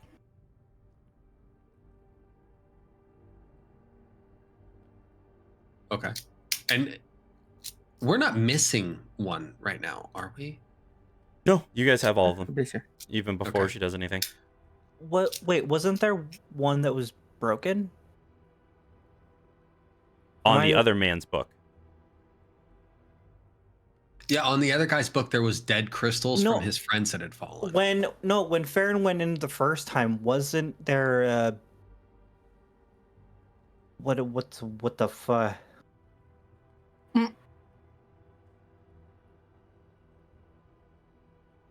What the fuck? What am I trying to say? Tapestry? Sure, yeah, tapestry. Wasn't there one that was like burned or ripped or something? Am I making that up? I'm making that up. Okay, never mind. If I recall correctly, it was one of them was a little different. It was that Compton's was scuffed because he scuffed it, but it wasn't like ruined. Mm-hmm. Oh, it was altered. Okay. Because Compton touched his and went straight into a class. Yeah, because he did a bad. Yeah. Well, he didn't do a bad. He just bad. He skipped in line. He was a tryhard. Look, I showed up for Orient. Okay. Yep. As of right now, nothing seems to be happening. Yeah, I didn't hear a thing you just said. Yeah. Fuck. Can I go up and try to physically unwrap or unfurl the tapestry? They're not even there. Fuck. Like when Yolindel did it, he put his hands up and they just appeared and rolled off the wall. I'm going to walk to the center of the room where that platform would be normally. And I'm going to sit down, crisscross applesauce here, y'all. And I'm going to take the sphere of Yolindel out. I'm going to set it on the ground. Yep. But I'm going to rotate it such that the location where the shard fits in is towards me. And I'm going to dig it out of my pocket and I'm going to Compton holds it in his hand and he thinks about it and he's just kind of like looking at it, like contemplating what it represents and what it is and what's going to happen. And I'm going to attempt to, and this isn't because obviously you're looking at somebody just pushing a shard into a sphere. It's not. Like, this is a very thought out, meticulous kind of thing where he's like, I don't want to scratch the edges of it. I've really got to make sure that this is going in. And my intention is to make it whole. So as you're holding, just like when Yolindel, in his powerful form, you saw that fracture, that piece of him that you had, was always rotating with the sphere, always keeping in line with him, being a part of him. You hold up that little piece, and as you get closer, it vibrates and just pops out of your hand right into the gem. Your eye patch is still off, right? Yeah. Yeah, because I've been watching the two shadows. So at this point, the eye patch isn't like even turned up. It is just physically turned like to the side. It is just a gaping hole. Yeah, Ketchum style.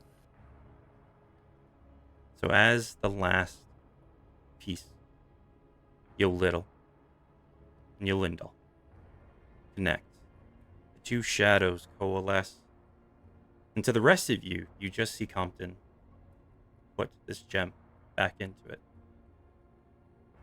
But Compton, with your eye patch off, you see the visage of Lindell come out of the gem.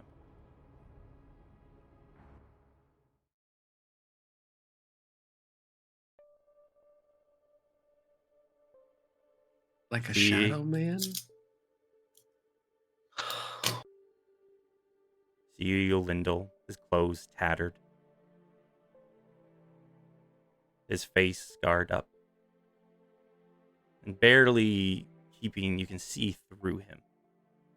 But you can see his form on display, unlike the ones that haunt Baron. This one still very much in tune to who he is and what he is.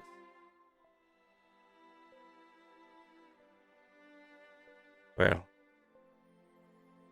that was well done, all of you. I just want to say thank you. I've been down here for weeks. I'm trying to get in my mind, take control of it. But, well, my original master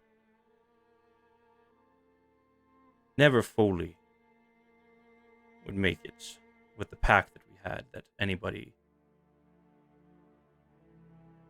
could take control of me, as I was the first layer of protection.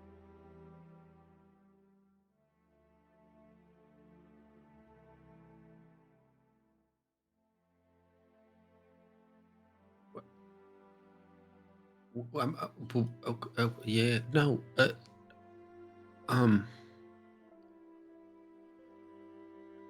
I don't. You're gonna come back though, right? Like this is just a moment. You're just taking a you're taking a 10. You're this is over, huh? They siphoned off my energy that held the dungeon together. They made me whole. Well, by being complete, though I was powerful. As you all know, the bringer of ash and shadow. No chuckles. Well, seems there was other creatures who could bring even greater ash. But my master had a rule, a contract that binds me to him. He was the one who defeated me, destroyed me. I became his guardian.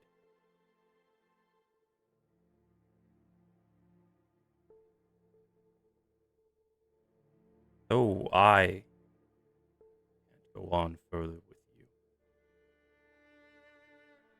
a piece of me can.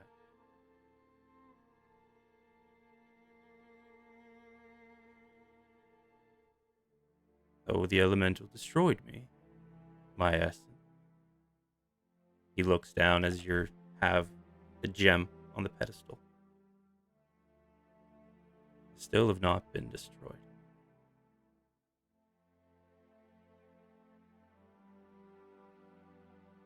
The one who does destroy me, well, I guess a new pact would have to be formed with them. They are the one to defeat me.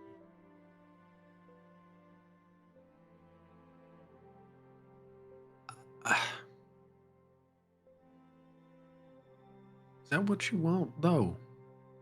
When I met you, you was talking about how you were bound here, how this was something you had to do. And I mean, right or wrong, good or bad, the things that you might have done in the many years you lived and all that. I don't know, just the idea of submitting you to just a further life of servitude, Is that what you want?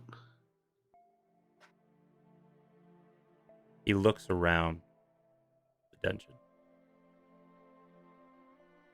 It doesn't have to be servitude. Pacts can be many different things. Pacts of friendship, pacts of love, pacts of common goal. As I am now, I have no body. And sooner or later, my essence, well, someone will find it and take me.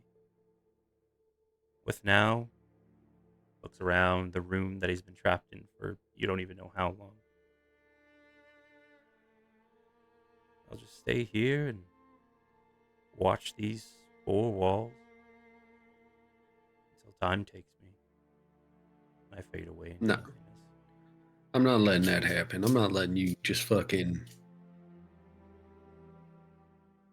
fade into nothingness. The fuck you talk? You're the bringer of fucking ruin and ash.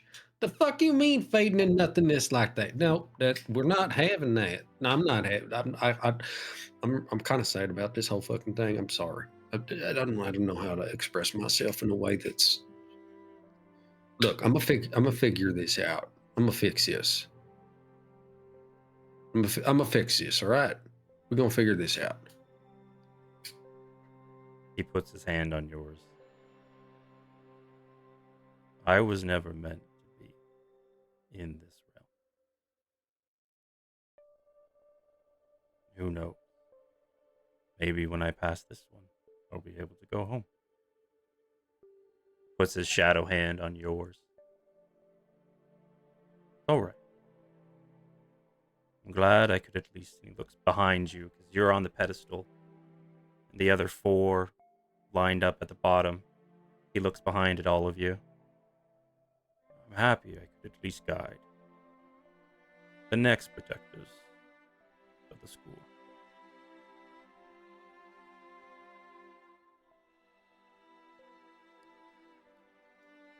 Look, I want you to know this. I know we didn't get to hang out a lot, and that you shared a bit of you with me, and that was special to me. Right? I'm gonna do something, and I don't know if it's gonna work. But it's because I care about you. And Compton, because he's effectively sitting there cross-legged in front of this thing, like, and I don't know, because I don't know how this fucking works. I assume you guys are just hearing me talk to air, right? Compton's one good eye unfocuses, right? You know what I'm talking about? Where it's just like all of a sudden I'm not looking at something, it's just fucking not there. And I go to Trevor, and I'm going to ask him, I'm like, hey, you were responsible for taking folks to where they were supposed to go, right?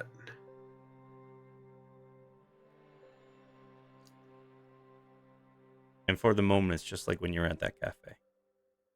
Trevor steps out of you, stands by Glendal. Yes, this does not feel good, but it can be done.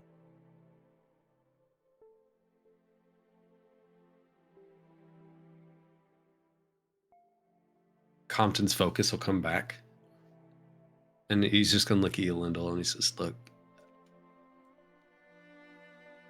if you're done here, if you're actually done here and this is what you want, I can help you get to where you're supposed to go right now.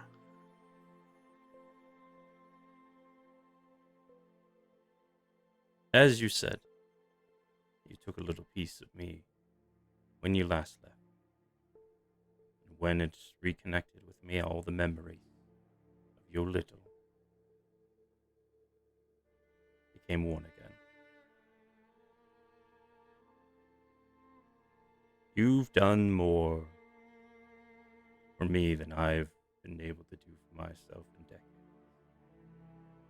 I I've saw the great white snowy tundras. I've seen the Ickery forests. I've seen the beautiful waves of the ocean. Something this old shadow never thought he'd see again. I'm not done, but I feel I need a new beginning.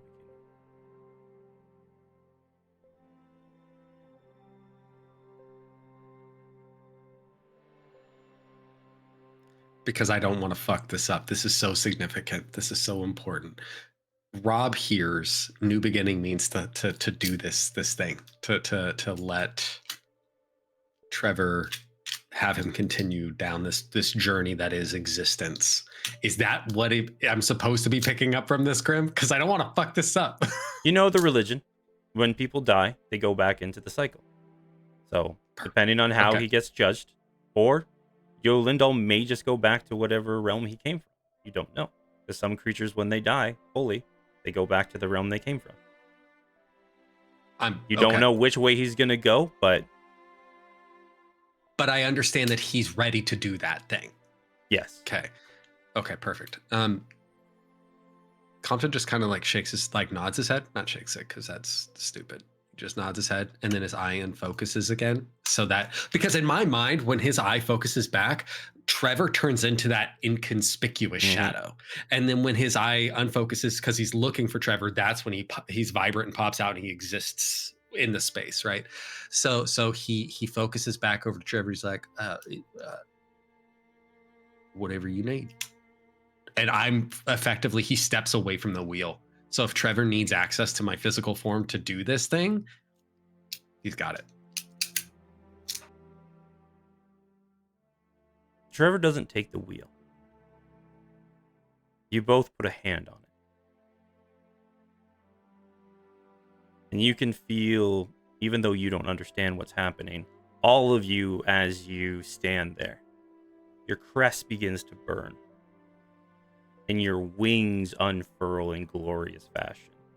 The feathers fly up into the air, and they almost seem to float upwards. And then, as you reach out your hand, you see the shadow of Trevor's guiding you in that direction. He grabs Yolindal's hand. And even though you can't feel even though you shouldn't be able to feel the contact as he's ethereal, you can feel his hand. As whatever shadow that is currently covering you is giving you the ability to grasp Yolindal. Trevor pulls him in and gives him a big hug with you. You hear a voice in the back of your head. Are you ready? Towards you.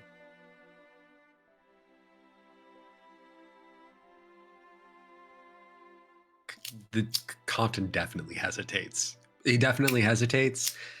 And I think that it is not a verbal yeah, but it is in, because we feel each other, like it is, but he definitely gives off the sensation. It's like, don't make me say yes and yes. Yeah. As he feels that, the hug gets a little deeper. And as it does, you can feel him pulling Yolindal into you. And your eye starts to flare up as an energy kind of emits out and everything goes black, but the outside world is gone. But you see Yolindal, who has always been a figure of shadow, turns into a beautiful, bright energy. And you see a void of darkness as he steps 1, 2, 3 into the endless beyond. Slowly but surely he starts to dissipate and turns into little bright lights off into the void until he's completely gone.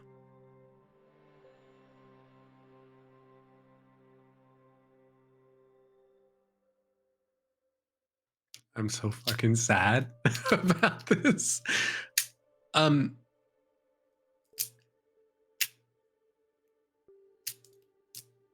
nobody else sees this, right? This is just a me experience. The only thing they see is you all see Compton. The wings furl out, and his body gets encompassed in shadow. Can they see? Like, they can still make out my features and stuff, right?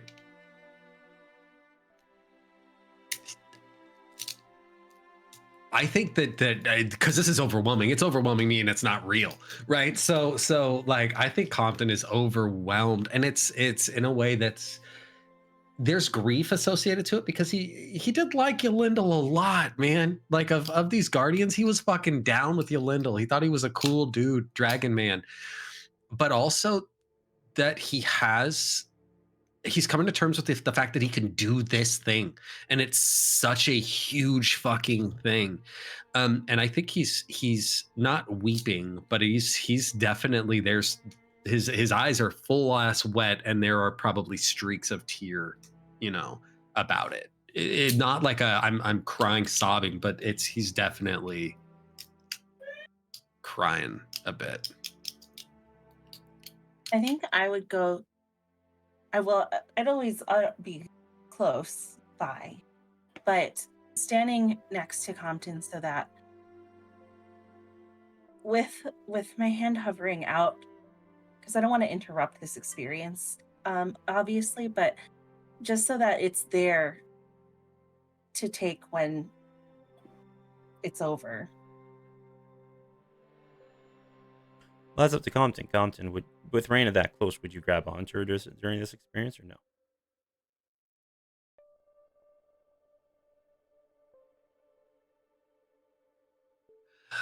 Like, would you hold on to her hand, or would you do anything, or just focus? I don't know. I figured his arms were busy hugging. Well, he is until Yolindel starts to walk away. He starts walking away. Right. I think that Compton is a man of low observational qualities, right? Like, he is so focused on this thing that's happening right in front of him right now that I just think that the world around him is black. It just isn't there. Yeah. Which I think I would understand, and just to be there so that when you come back into focus, I'm right there. And as the last of the light is swallowed by the void, all of you see as the gem on the platform. Compton, you come out slowly, and you start to see the gem rotates, kind of shifting a little bit. And all of a sudden, a boom, blast of shadow energy goes throughout the dungeon. The scrolls, for the final time, unfurl from the wall. The door appears. The room beyond lit up. And as the energy dissipates, brightening this room to its full glory, when Yolindel shows himself, the gem cracks and falls to ash. But within that ash, you see a small little egg.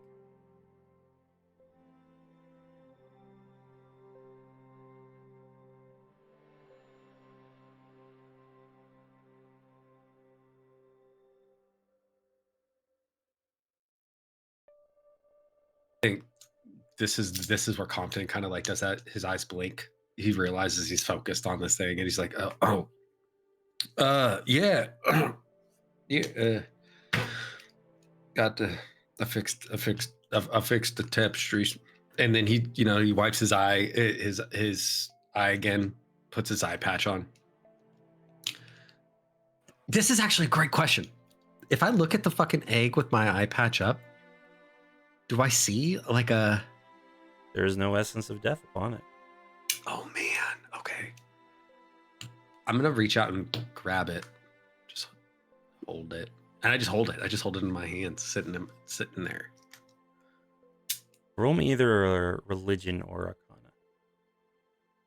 arcana. Arcana every day. Okay. 14 and 12, 26. As you're holding this, the 14, gem 14. split of the moment a while ago held the essence of But even holding it here, understanding how the cycle of life works, you don't know if this is Yolindel.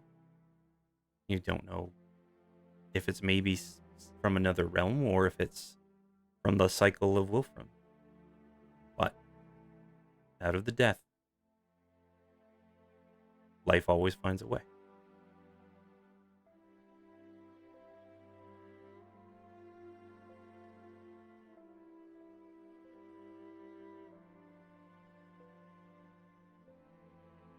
I think Raina would step up and just hesitantly, like one hand on Compton's shoulder, and just like look at him, make sure he's getting by, and hesitantly just reach out a finger just to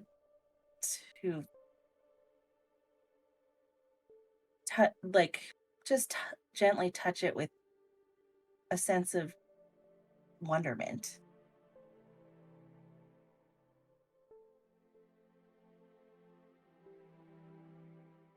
You okay? I will be.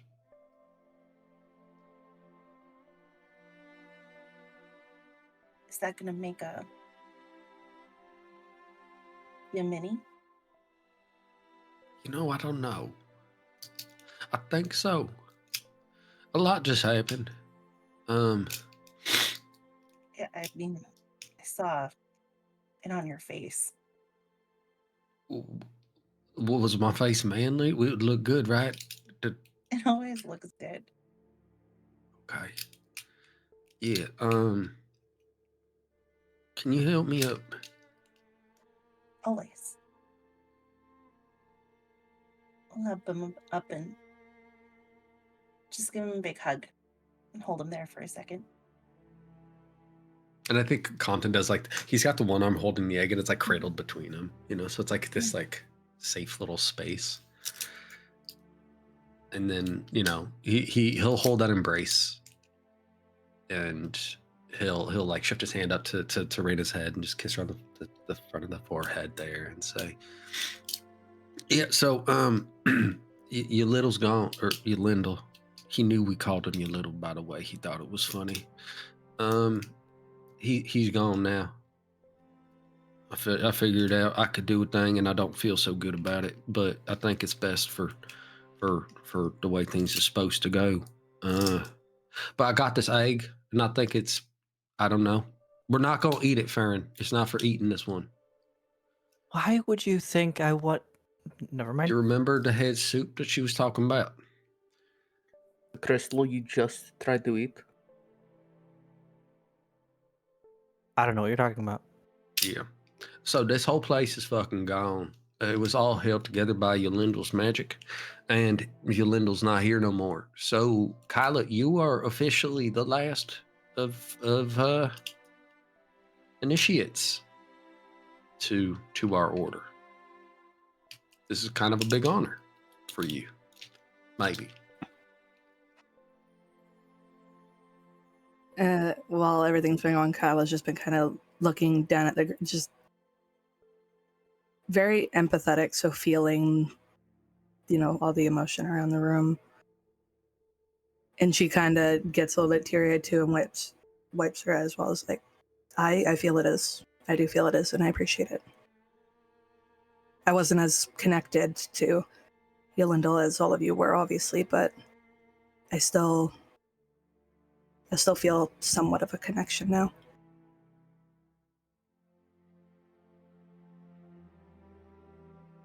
Well, now you get to pick your school. Yeah. Looks like, yeah.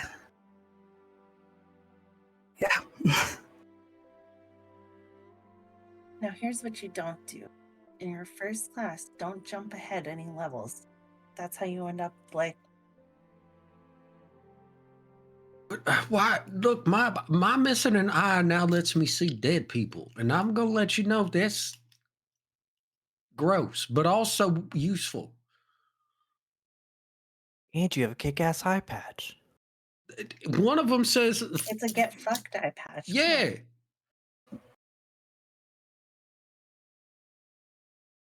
But seriously, like, just make a choice that feels best to you. There's no wrong answer except for the one that's wrong. I mean, you're going in the most well-informed of any of us, so. Yeah.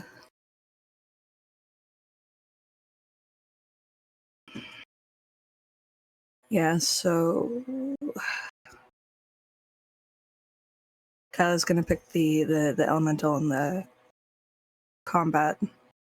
I don't remember which one it was. Red? Yeah. Mm-hmm. That's my school. We're schoolmates. Hey.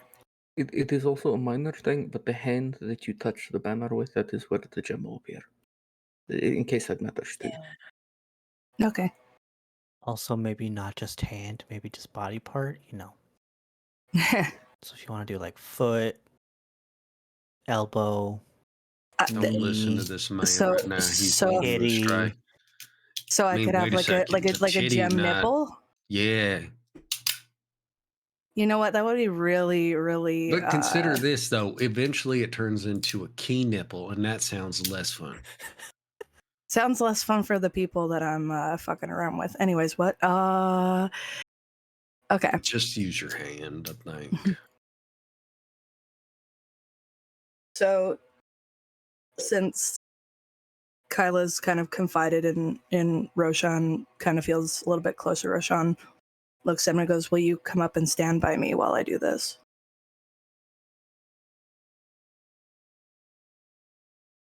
Me? Yeah. Yeah, sure. Of course, you're talking to me. Yeah. No, yeah, absolutely. Yeah.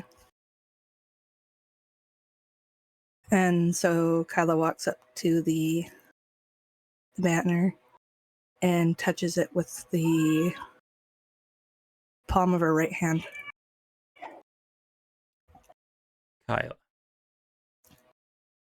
As soon as you touch the banner, you blink for a moment and you start to see this dwarven man, almost giant in stature with this huge warhammer, comes up and he starts to try and talk, but your focus is taken away as he's sitting there and talking, but all of a sudden you see far off in this distance a sun radiating heat and a moon slowly approaching and starting to eclipse the sun. And you feel that anger welling up inside of you. And as the man talks, you hear screams in the background. Ah, no, please don't. Ah, please, I swear you can have it. I didn't even want it. And the moon keeps to eclipse more and more. And you have you have the man talking that you can't completely focus on, trying to get your attention. The eclipsing sun in the back. Which one do you focus on?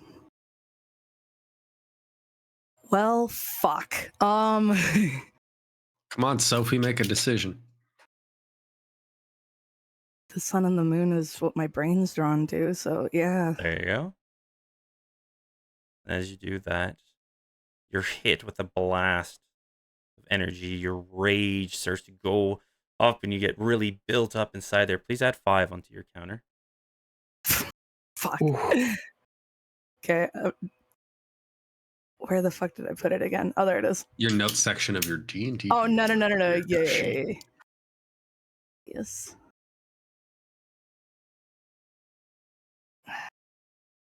No, whoops. Did you say add 5 or go up? Add 5. Oh shit. Rutrow, Raggy. And as you stare into the sun, the anger building up on top of you, soon as the moon overlaps the sun, creating a dark void, you see a scene. Cloaked figure in the streets. A man begging for his life, looks like a scholarly fellow. Scrawny. Please don't. You don't need it. I don't even want this. You can have it. Blade goes into his throat. Blood flowing through the gutters of the street. And the shadowy cloaked figure picking up a very familiar book and walking off into the city. Can you come back out? So when she comes back out, Kyla's kind of standing there, like with a blank stare on her face. Like Roshan's standing next to me still, I'm assuming? Right next to her. Right next. Roshan realizes that there is probably a reason that he was asked to join her, so he's paying very close attention to her posture, how she looked when she touched the banner, stuff like that. Yeah. Very reminiscent of when Compton froze for that moment. But the tapestry never comes out at her. Yeah, so her hand's still up against it, but like it's a blank stare towards it. And there's tears noticeably going down her cheeks. And she's just out of it. Like so many thoughts going through her head, but it's to the point where it's so many thoughts that she's out of it because it's just overwhelming too much. People just put a hand on her shoulder and lean over. Like noticeably so, but not like he's like trying to hide it. How are you doing? Doesn't answer. Yeah, okay. Could you just give me a nod because I realized we didn't talk about something. Do you want me to talk to Farron tonight about that thing? And she blinks really hard and like kind of slightly turns. So now you can see like her full face, like the tears, everything, and just kind of like very sharply nods like once. Without really thinking about it, seeing the tears, like that hand on her shoulder will shift up and just wipe them away. Chin up, you're a student now.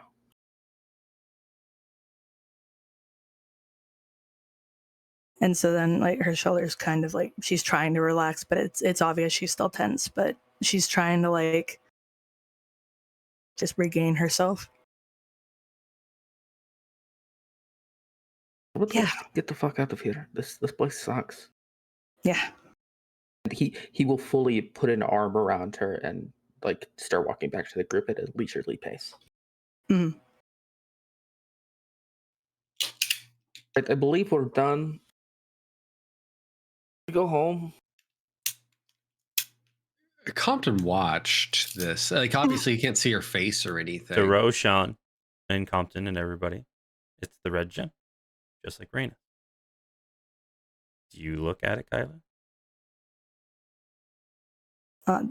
Yes. It's a red gem with an eclipsing shadow slowly rising.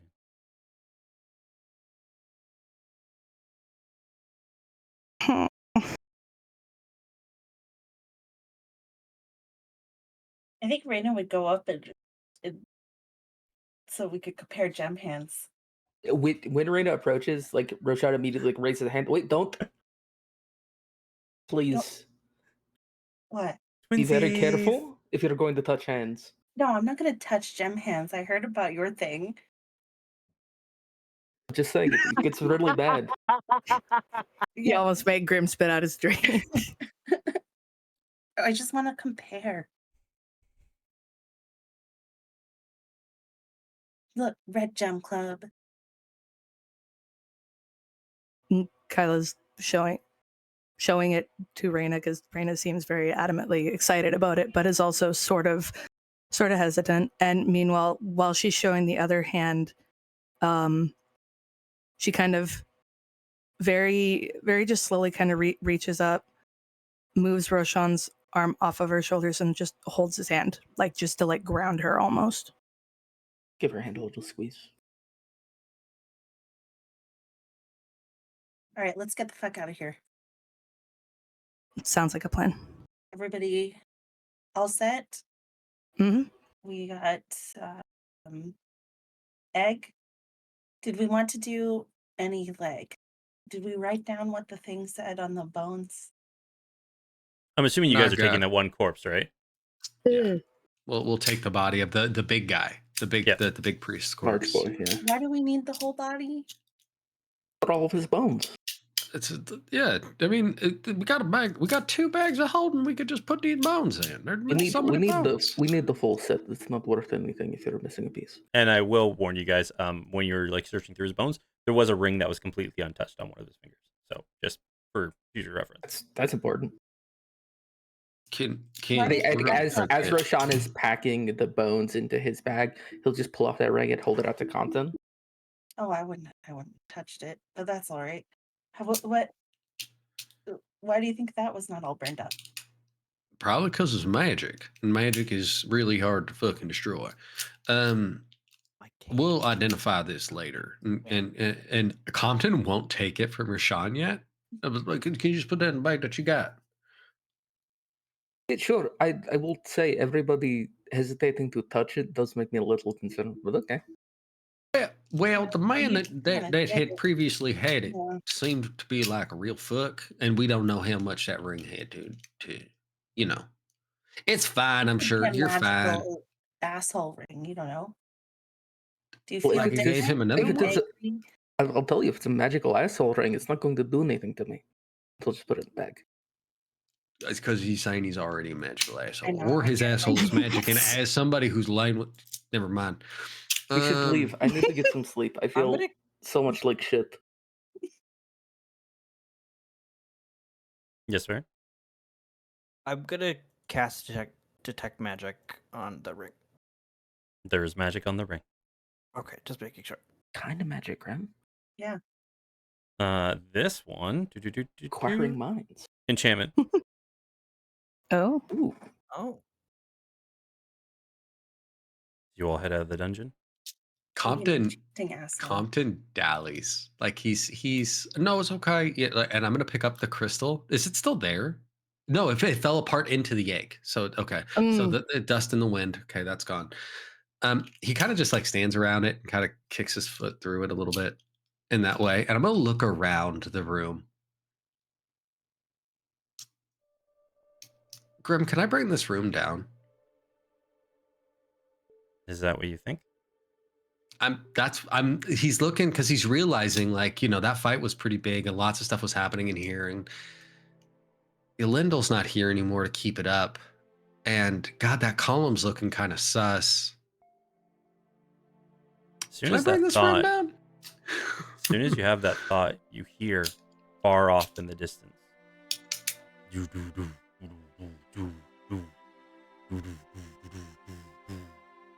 As it sounds like things are falling, colliding, crashing.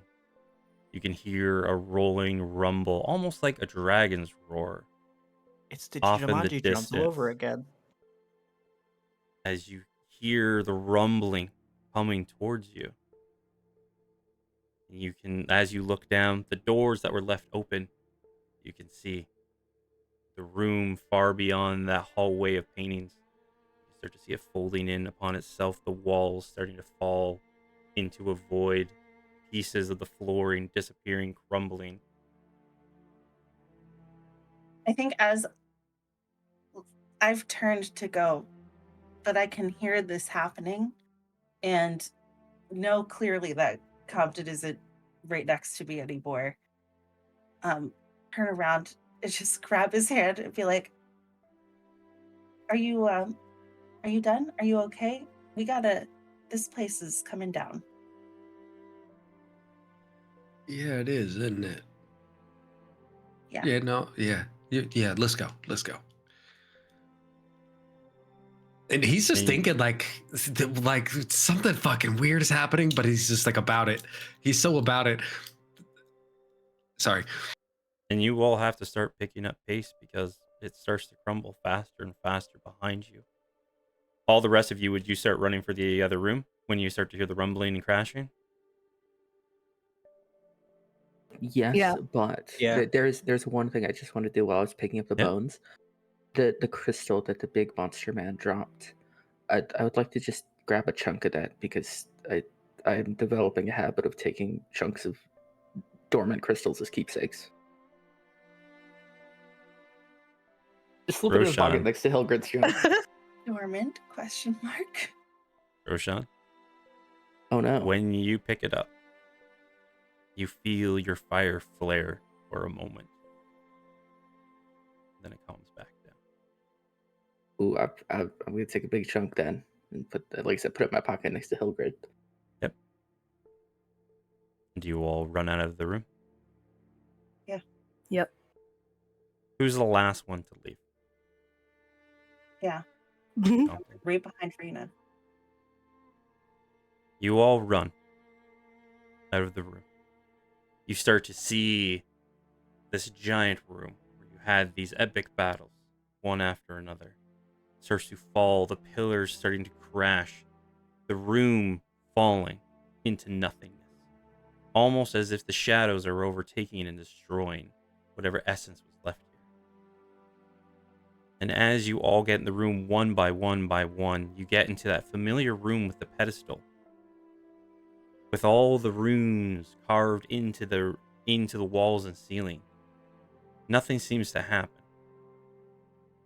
But as the room being destroyed and being swallowed up, almost at this point where Compton is running and you can see like stone after stone after stone falling behind him with each footfall. As soon as your last member goes over the threshold into this room, the runes light up. It starts to shake. It starts to fall in upon itself. And as the ceiling lands down over on top of you all, you almost fall into the void. But as you fall, you all land back in your house, in your living room. Safe and sound at home. Compton immediately looks to the book. Yeah, what is it? Your book looks perfectly fine. But we zoom out to an unknown location. A library with all types of tomes and tapestry. You see symbols all across the wall. You don't see these, but unknown to you symbols. You see emblems hanging. You see probably about 10 to 15 people walking throughout this library. And you see a glass case, heavily fortified with enchantments and locks, with 10 books all lined up in a row. 1, 2, 3, 4, as they all get swallowed by shadow and turn to ash.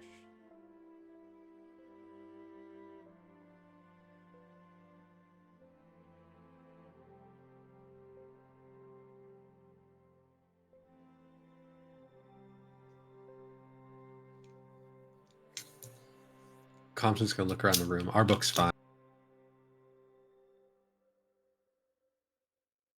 You're muted now. You're muted. Are any of our folks around? They can be. It's up to you guys. I would assume if like any of our staff is around, I'm just gonna look. Hey, how long has it been? How long have we been gone? Oh, you're back. We thought you all went out. Probably no more than 6 hours or so, I would say. We got a little concerned, but we couldn't. You never told us where you were going. You look outside, the sun is set. Not deep night, but definitely you can tell the sun has gone over the mountain range.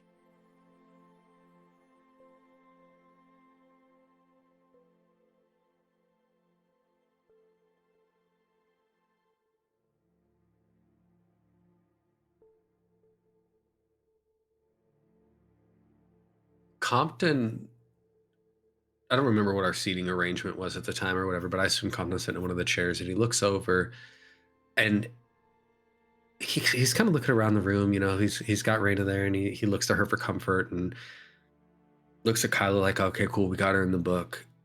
And then his eye settles on Farron.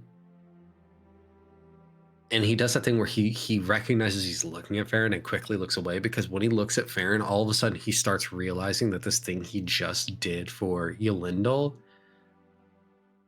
there's that fleeting thought that he's like, I need to do this to Farron. and it gives him like he becomes so uncomfortable. Like anxious. You know what I mean? It's like, oh shit, this is something I don't want to even think about. Like I don't want to. This isn't my problem right now. And so he diverts his attention away. And I think he's just kind of now avoiding Farron.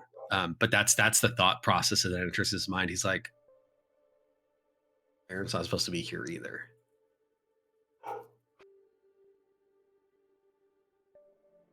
And what do you all do?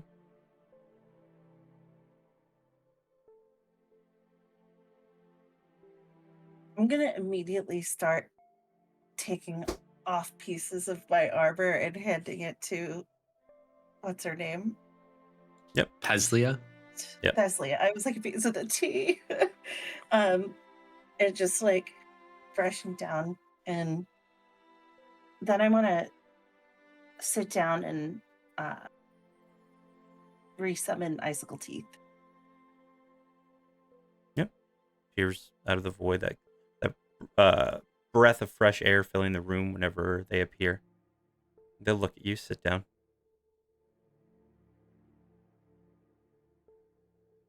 And I just want to sit close to Compton and we can pet Icicle Teeth. She's just the sweetest, softest cat. Feels like fresh snow.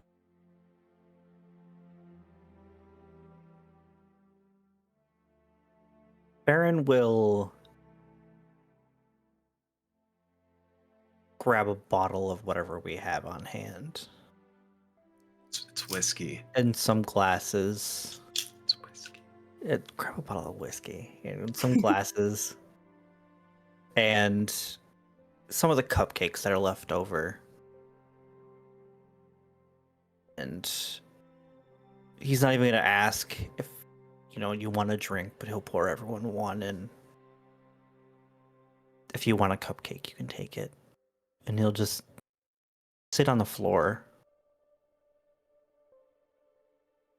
Not in the middle of everyone, but like close to everyone, like around everyone, and just sip his drink. Cupcake dinner. I like it. Well, I mean, we did just, for us, it was so quick. My stomach's still full, especially if not the cranberries, because that's so gross. I don't know why I'd put that on anything. Hey, Rashawn, can I see that ring? You want me to check that out? No. Yeah, sure. You need to touch it, I assume. And he'll pull it out and just toss it to him. Or I could put it on. Or I could just figure out what it does. We shouldn't put on mystery magic items. I'm going to spend the time and cast as a ritual identify. Ooh. Ring of Clear Thought. This silver ring is engraved with swirling patterns and has 4 tiny sapphires embedded in it. While wearing this ring, you gain the following benefits. You're immune to the charmed and frightened conditions. Your intelligence score is increased by 2 to a maximum of 20. You have resistance to psychic damage. I want this. It's not going to help my intelligence score. But I don't know. You want it.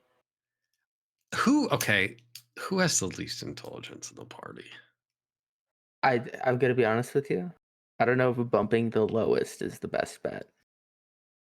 From a saving throws perspective, it is, because this is a full 1 to the saving throw. Mm-hmm. I suppose. I think it's more prudent to consider who might be most affected by charmed and frightened conditions. You guys can figure that out over the week, most likely. Yeah. Think about this, folks. Think about this. Who takes the most psychic damage? That's also important.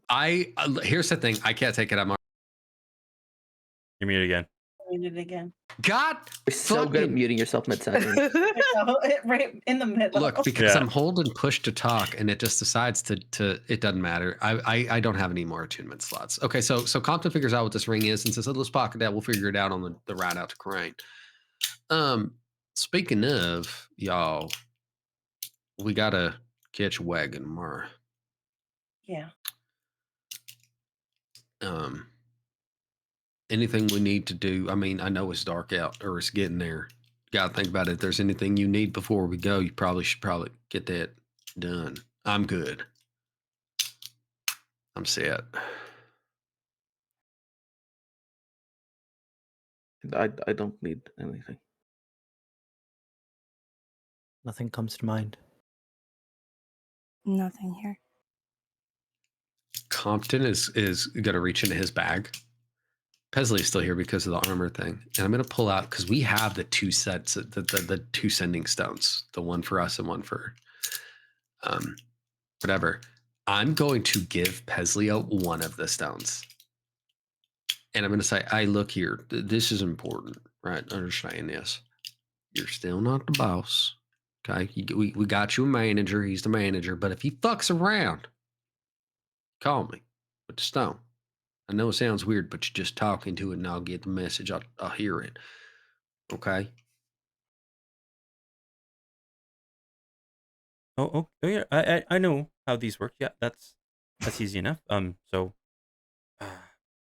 thank you. It makes it much easier if there's ever anything that would happen to the house, or if we have any important questions. Thank you.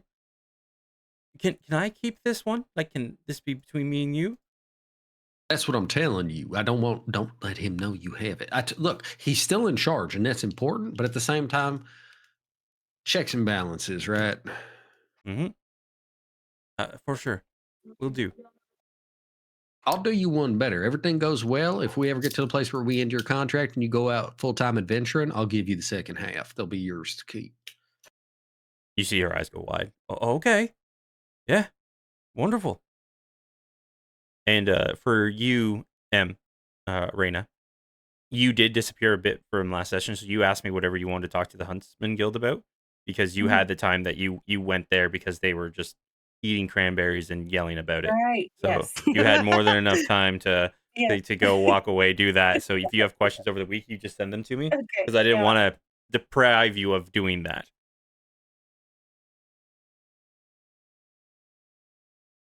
Great. So the question is, does anybody want to do anything before tomorrow when the caravan's setting off? Compton's going to do his lady. Does that count? That counts. I think Kyla wanted to go get a pet. Kyla and Farron wanted to go get pets. Getting a pet to bring it to Shadow Hell. Yeah. Maybe it's that's up to you, because I will remind you. Maybe it's best to wait. Yeah. Victory pet. I will remind you, you guys are coming back here, so that's up to you if you want to do it before you go what to I was hell or thinking. after you go to hell. Before we go to hell. We'll wait. Hi, Raiders. I feel Yeah. bad. We're about to end soon. Penis. So anything else anybody wants to do? There is one thing. All right. So, and once everybody's winding down, Roshan sticks to Kyla's side like he's attached, and until he is dismissed. But once they are, winding down and getting into bed, he is gonna like just look at Farron. I've been asked to talk to you about something. Oh, okay. Here or Here is fine. But I'm sorry if I have to go about this in kind of a roundabout way, because I don't know how much I'm supposed to say. But Kyla does want to talk to you about something. She requires your particular talents for some trouble she's having. Oh, all right. Okay. Yeah, I have no idea when she's going to be like formally requesting that, but it is. I told her I talked to you about it now, so this is me doing that. So she's gonna come to me? Probably not actually. I would ask her in the morning just to kind of see what she wants to do about it. Okay.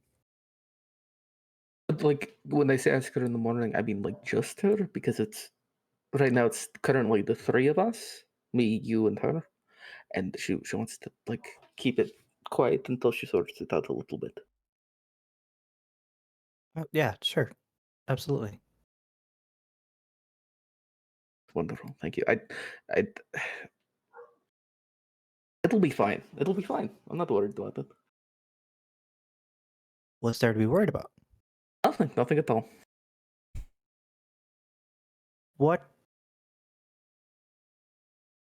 do you know? I know plenty. Okay, so I'm going to tell you what she's going to tell you, but you have to act like she's the first one telling you. She's having the thoughts about violence, and it seems a little bit like she's dealing with some anger stuff right now, and it sounds to me like this is kind of coming from not any place she is expecting, and she wants you to peek into her brain about it. Oh. Well, okay. To be honest, that is kind of the reaction I thought you'd have. Does she have her own Trevor? I don't think so. She didn't mention somebody else. It seemed like she wanted to hurt a terrible, awful cultist man. So, I told her this. I don't even think that's a problem, really. I But mean, that's just me. It worries her, so it worries me. Oh, okay. Well, yeah. I mean, whenever I can ask her tomorrow, I guess. Yeah. Yeah, well, that seems like a good plan. Right before we leave. Right before we leave. Or now. Or next session. I don't know what that means, but yeah, probably then.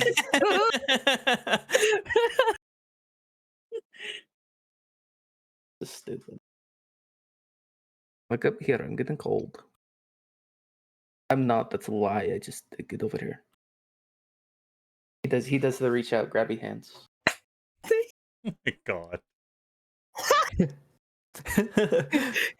very tired. He's had a big day. Farron will tackle him. There isn't even a necessary fade to black because Roshan's fucking exhausted.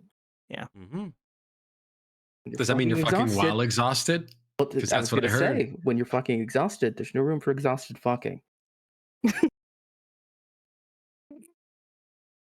And does anybody else want to do anything before we close up the session? the only, and this is not, it's just for narrative. There is the pillow talk with Raina and Compton. Compton fully tells Raina everything that happened. Yeah. Like the whole fucking experience, talking to Elendil in his death form, helping him pass on all of that shit. He just unloads it. It's cathartic. And as you all go off to bed, the sun rises the next morning. You're all getting ready, packing up your things. At the same time as you're all doing this, we go through the city of Shaw Garden. We looking down at this new glorious manor where the Night King is looking at a map. With a smile on his face, showing a new display case, talking to some of his people. It looks like he's getting a new engraving put in on it. You see the Hall of Wonders are scrambling, grabbing up maps, making teleportation circles, trying to find any which one they can maybe do to help their fallen benefactor. We see a group of people, a ragtag bunch, a very tall, very well-built gentleman with this foxwoman jumping on top of his head as they all are packing up their bags, walking to the upper district of Shaw Garden. About 1, 2, 3, 4, 5, 6, 7, 8 of them in tow, heading, though all from different places, the same direction. And lastly, we see probably about 10 to 12 wagons loading up with swords, staves, armor, mercenaries, guards, all getting into this caravan. Though no one sees it, far to the east, the aura, the shadow of death, growing bigger. We'll end this session there. Huzzah! We do it. I will tell you, Venus. Convin sees it because he looks at that shit all the time because he's fucking paranoid. But yeah, woo! Great session, everybody. Great evil has been vanquished. We've triumphed. I don't know, man. That was we stopped whatever they were gonna do, but they still won that battle, dude. We fucking lost the entry school. That shit's gone. Great evil has been vanquished.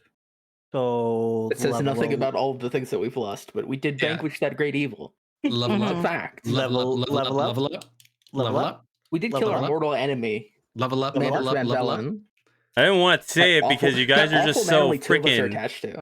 You guys are just so like needy for it. I don't want to give it to you, but yes, you did do a major milestone, so you all get a level up. Yay! This is a very big one that I've been excited about because I can bring friends into my bottle now. I hate that I gave it to you. Because it's surprising absolutely nobody. They continue to just be warlock levels. I'm never taking another rogue level. I finally hit wizard 10. That's cool. Hey, yo. Right on. Hey, yo. You're an even more gross scribe. Guys, I'm in triple digits for my HP. Hey, yo. Hey, I need you to start stepping into the damage, okay? I need you to start walking into danger for us, all right? Dude, I got down to like a third health. We have three healers. 7 hit points down. I was. You guys down, did really good at dodging. I had 40 HP, temp HP, and I was down to like 30. Yeah, sounds like you need to start healing or asking your cleric for some fucking heals. Come touch me. Touch me. I mean, I was fine. Bruh, not only I was on fire, motherfucker. And it also just so happens that the dice were not in my favor because it's 1 to 2, it's Rashawn, 3 to 4, it's Farron. Oh, it's Farron every single time. What you should do is hide behind a column. And I did. The last 2 rounds. Guys, we have a dragon egg. Yep. Oh, that's gonna be fucking dope. I'm gonna miss you, Lindell. That was a better place. Real talk, because like I don't know, having children made me a weepy bitch. I was like legit, like don't fucking cry. This is I was too. Same. This is such a stupid game. If you cry, you're a terrible human being.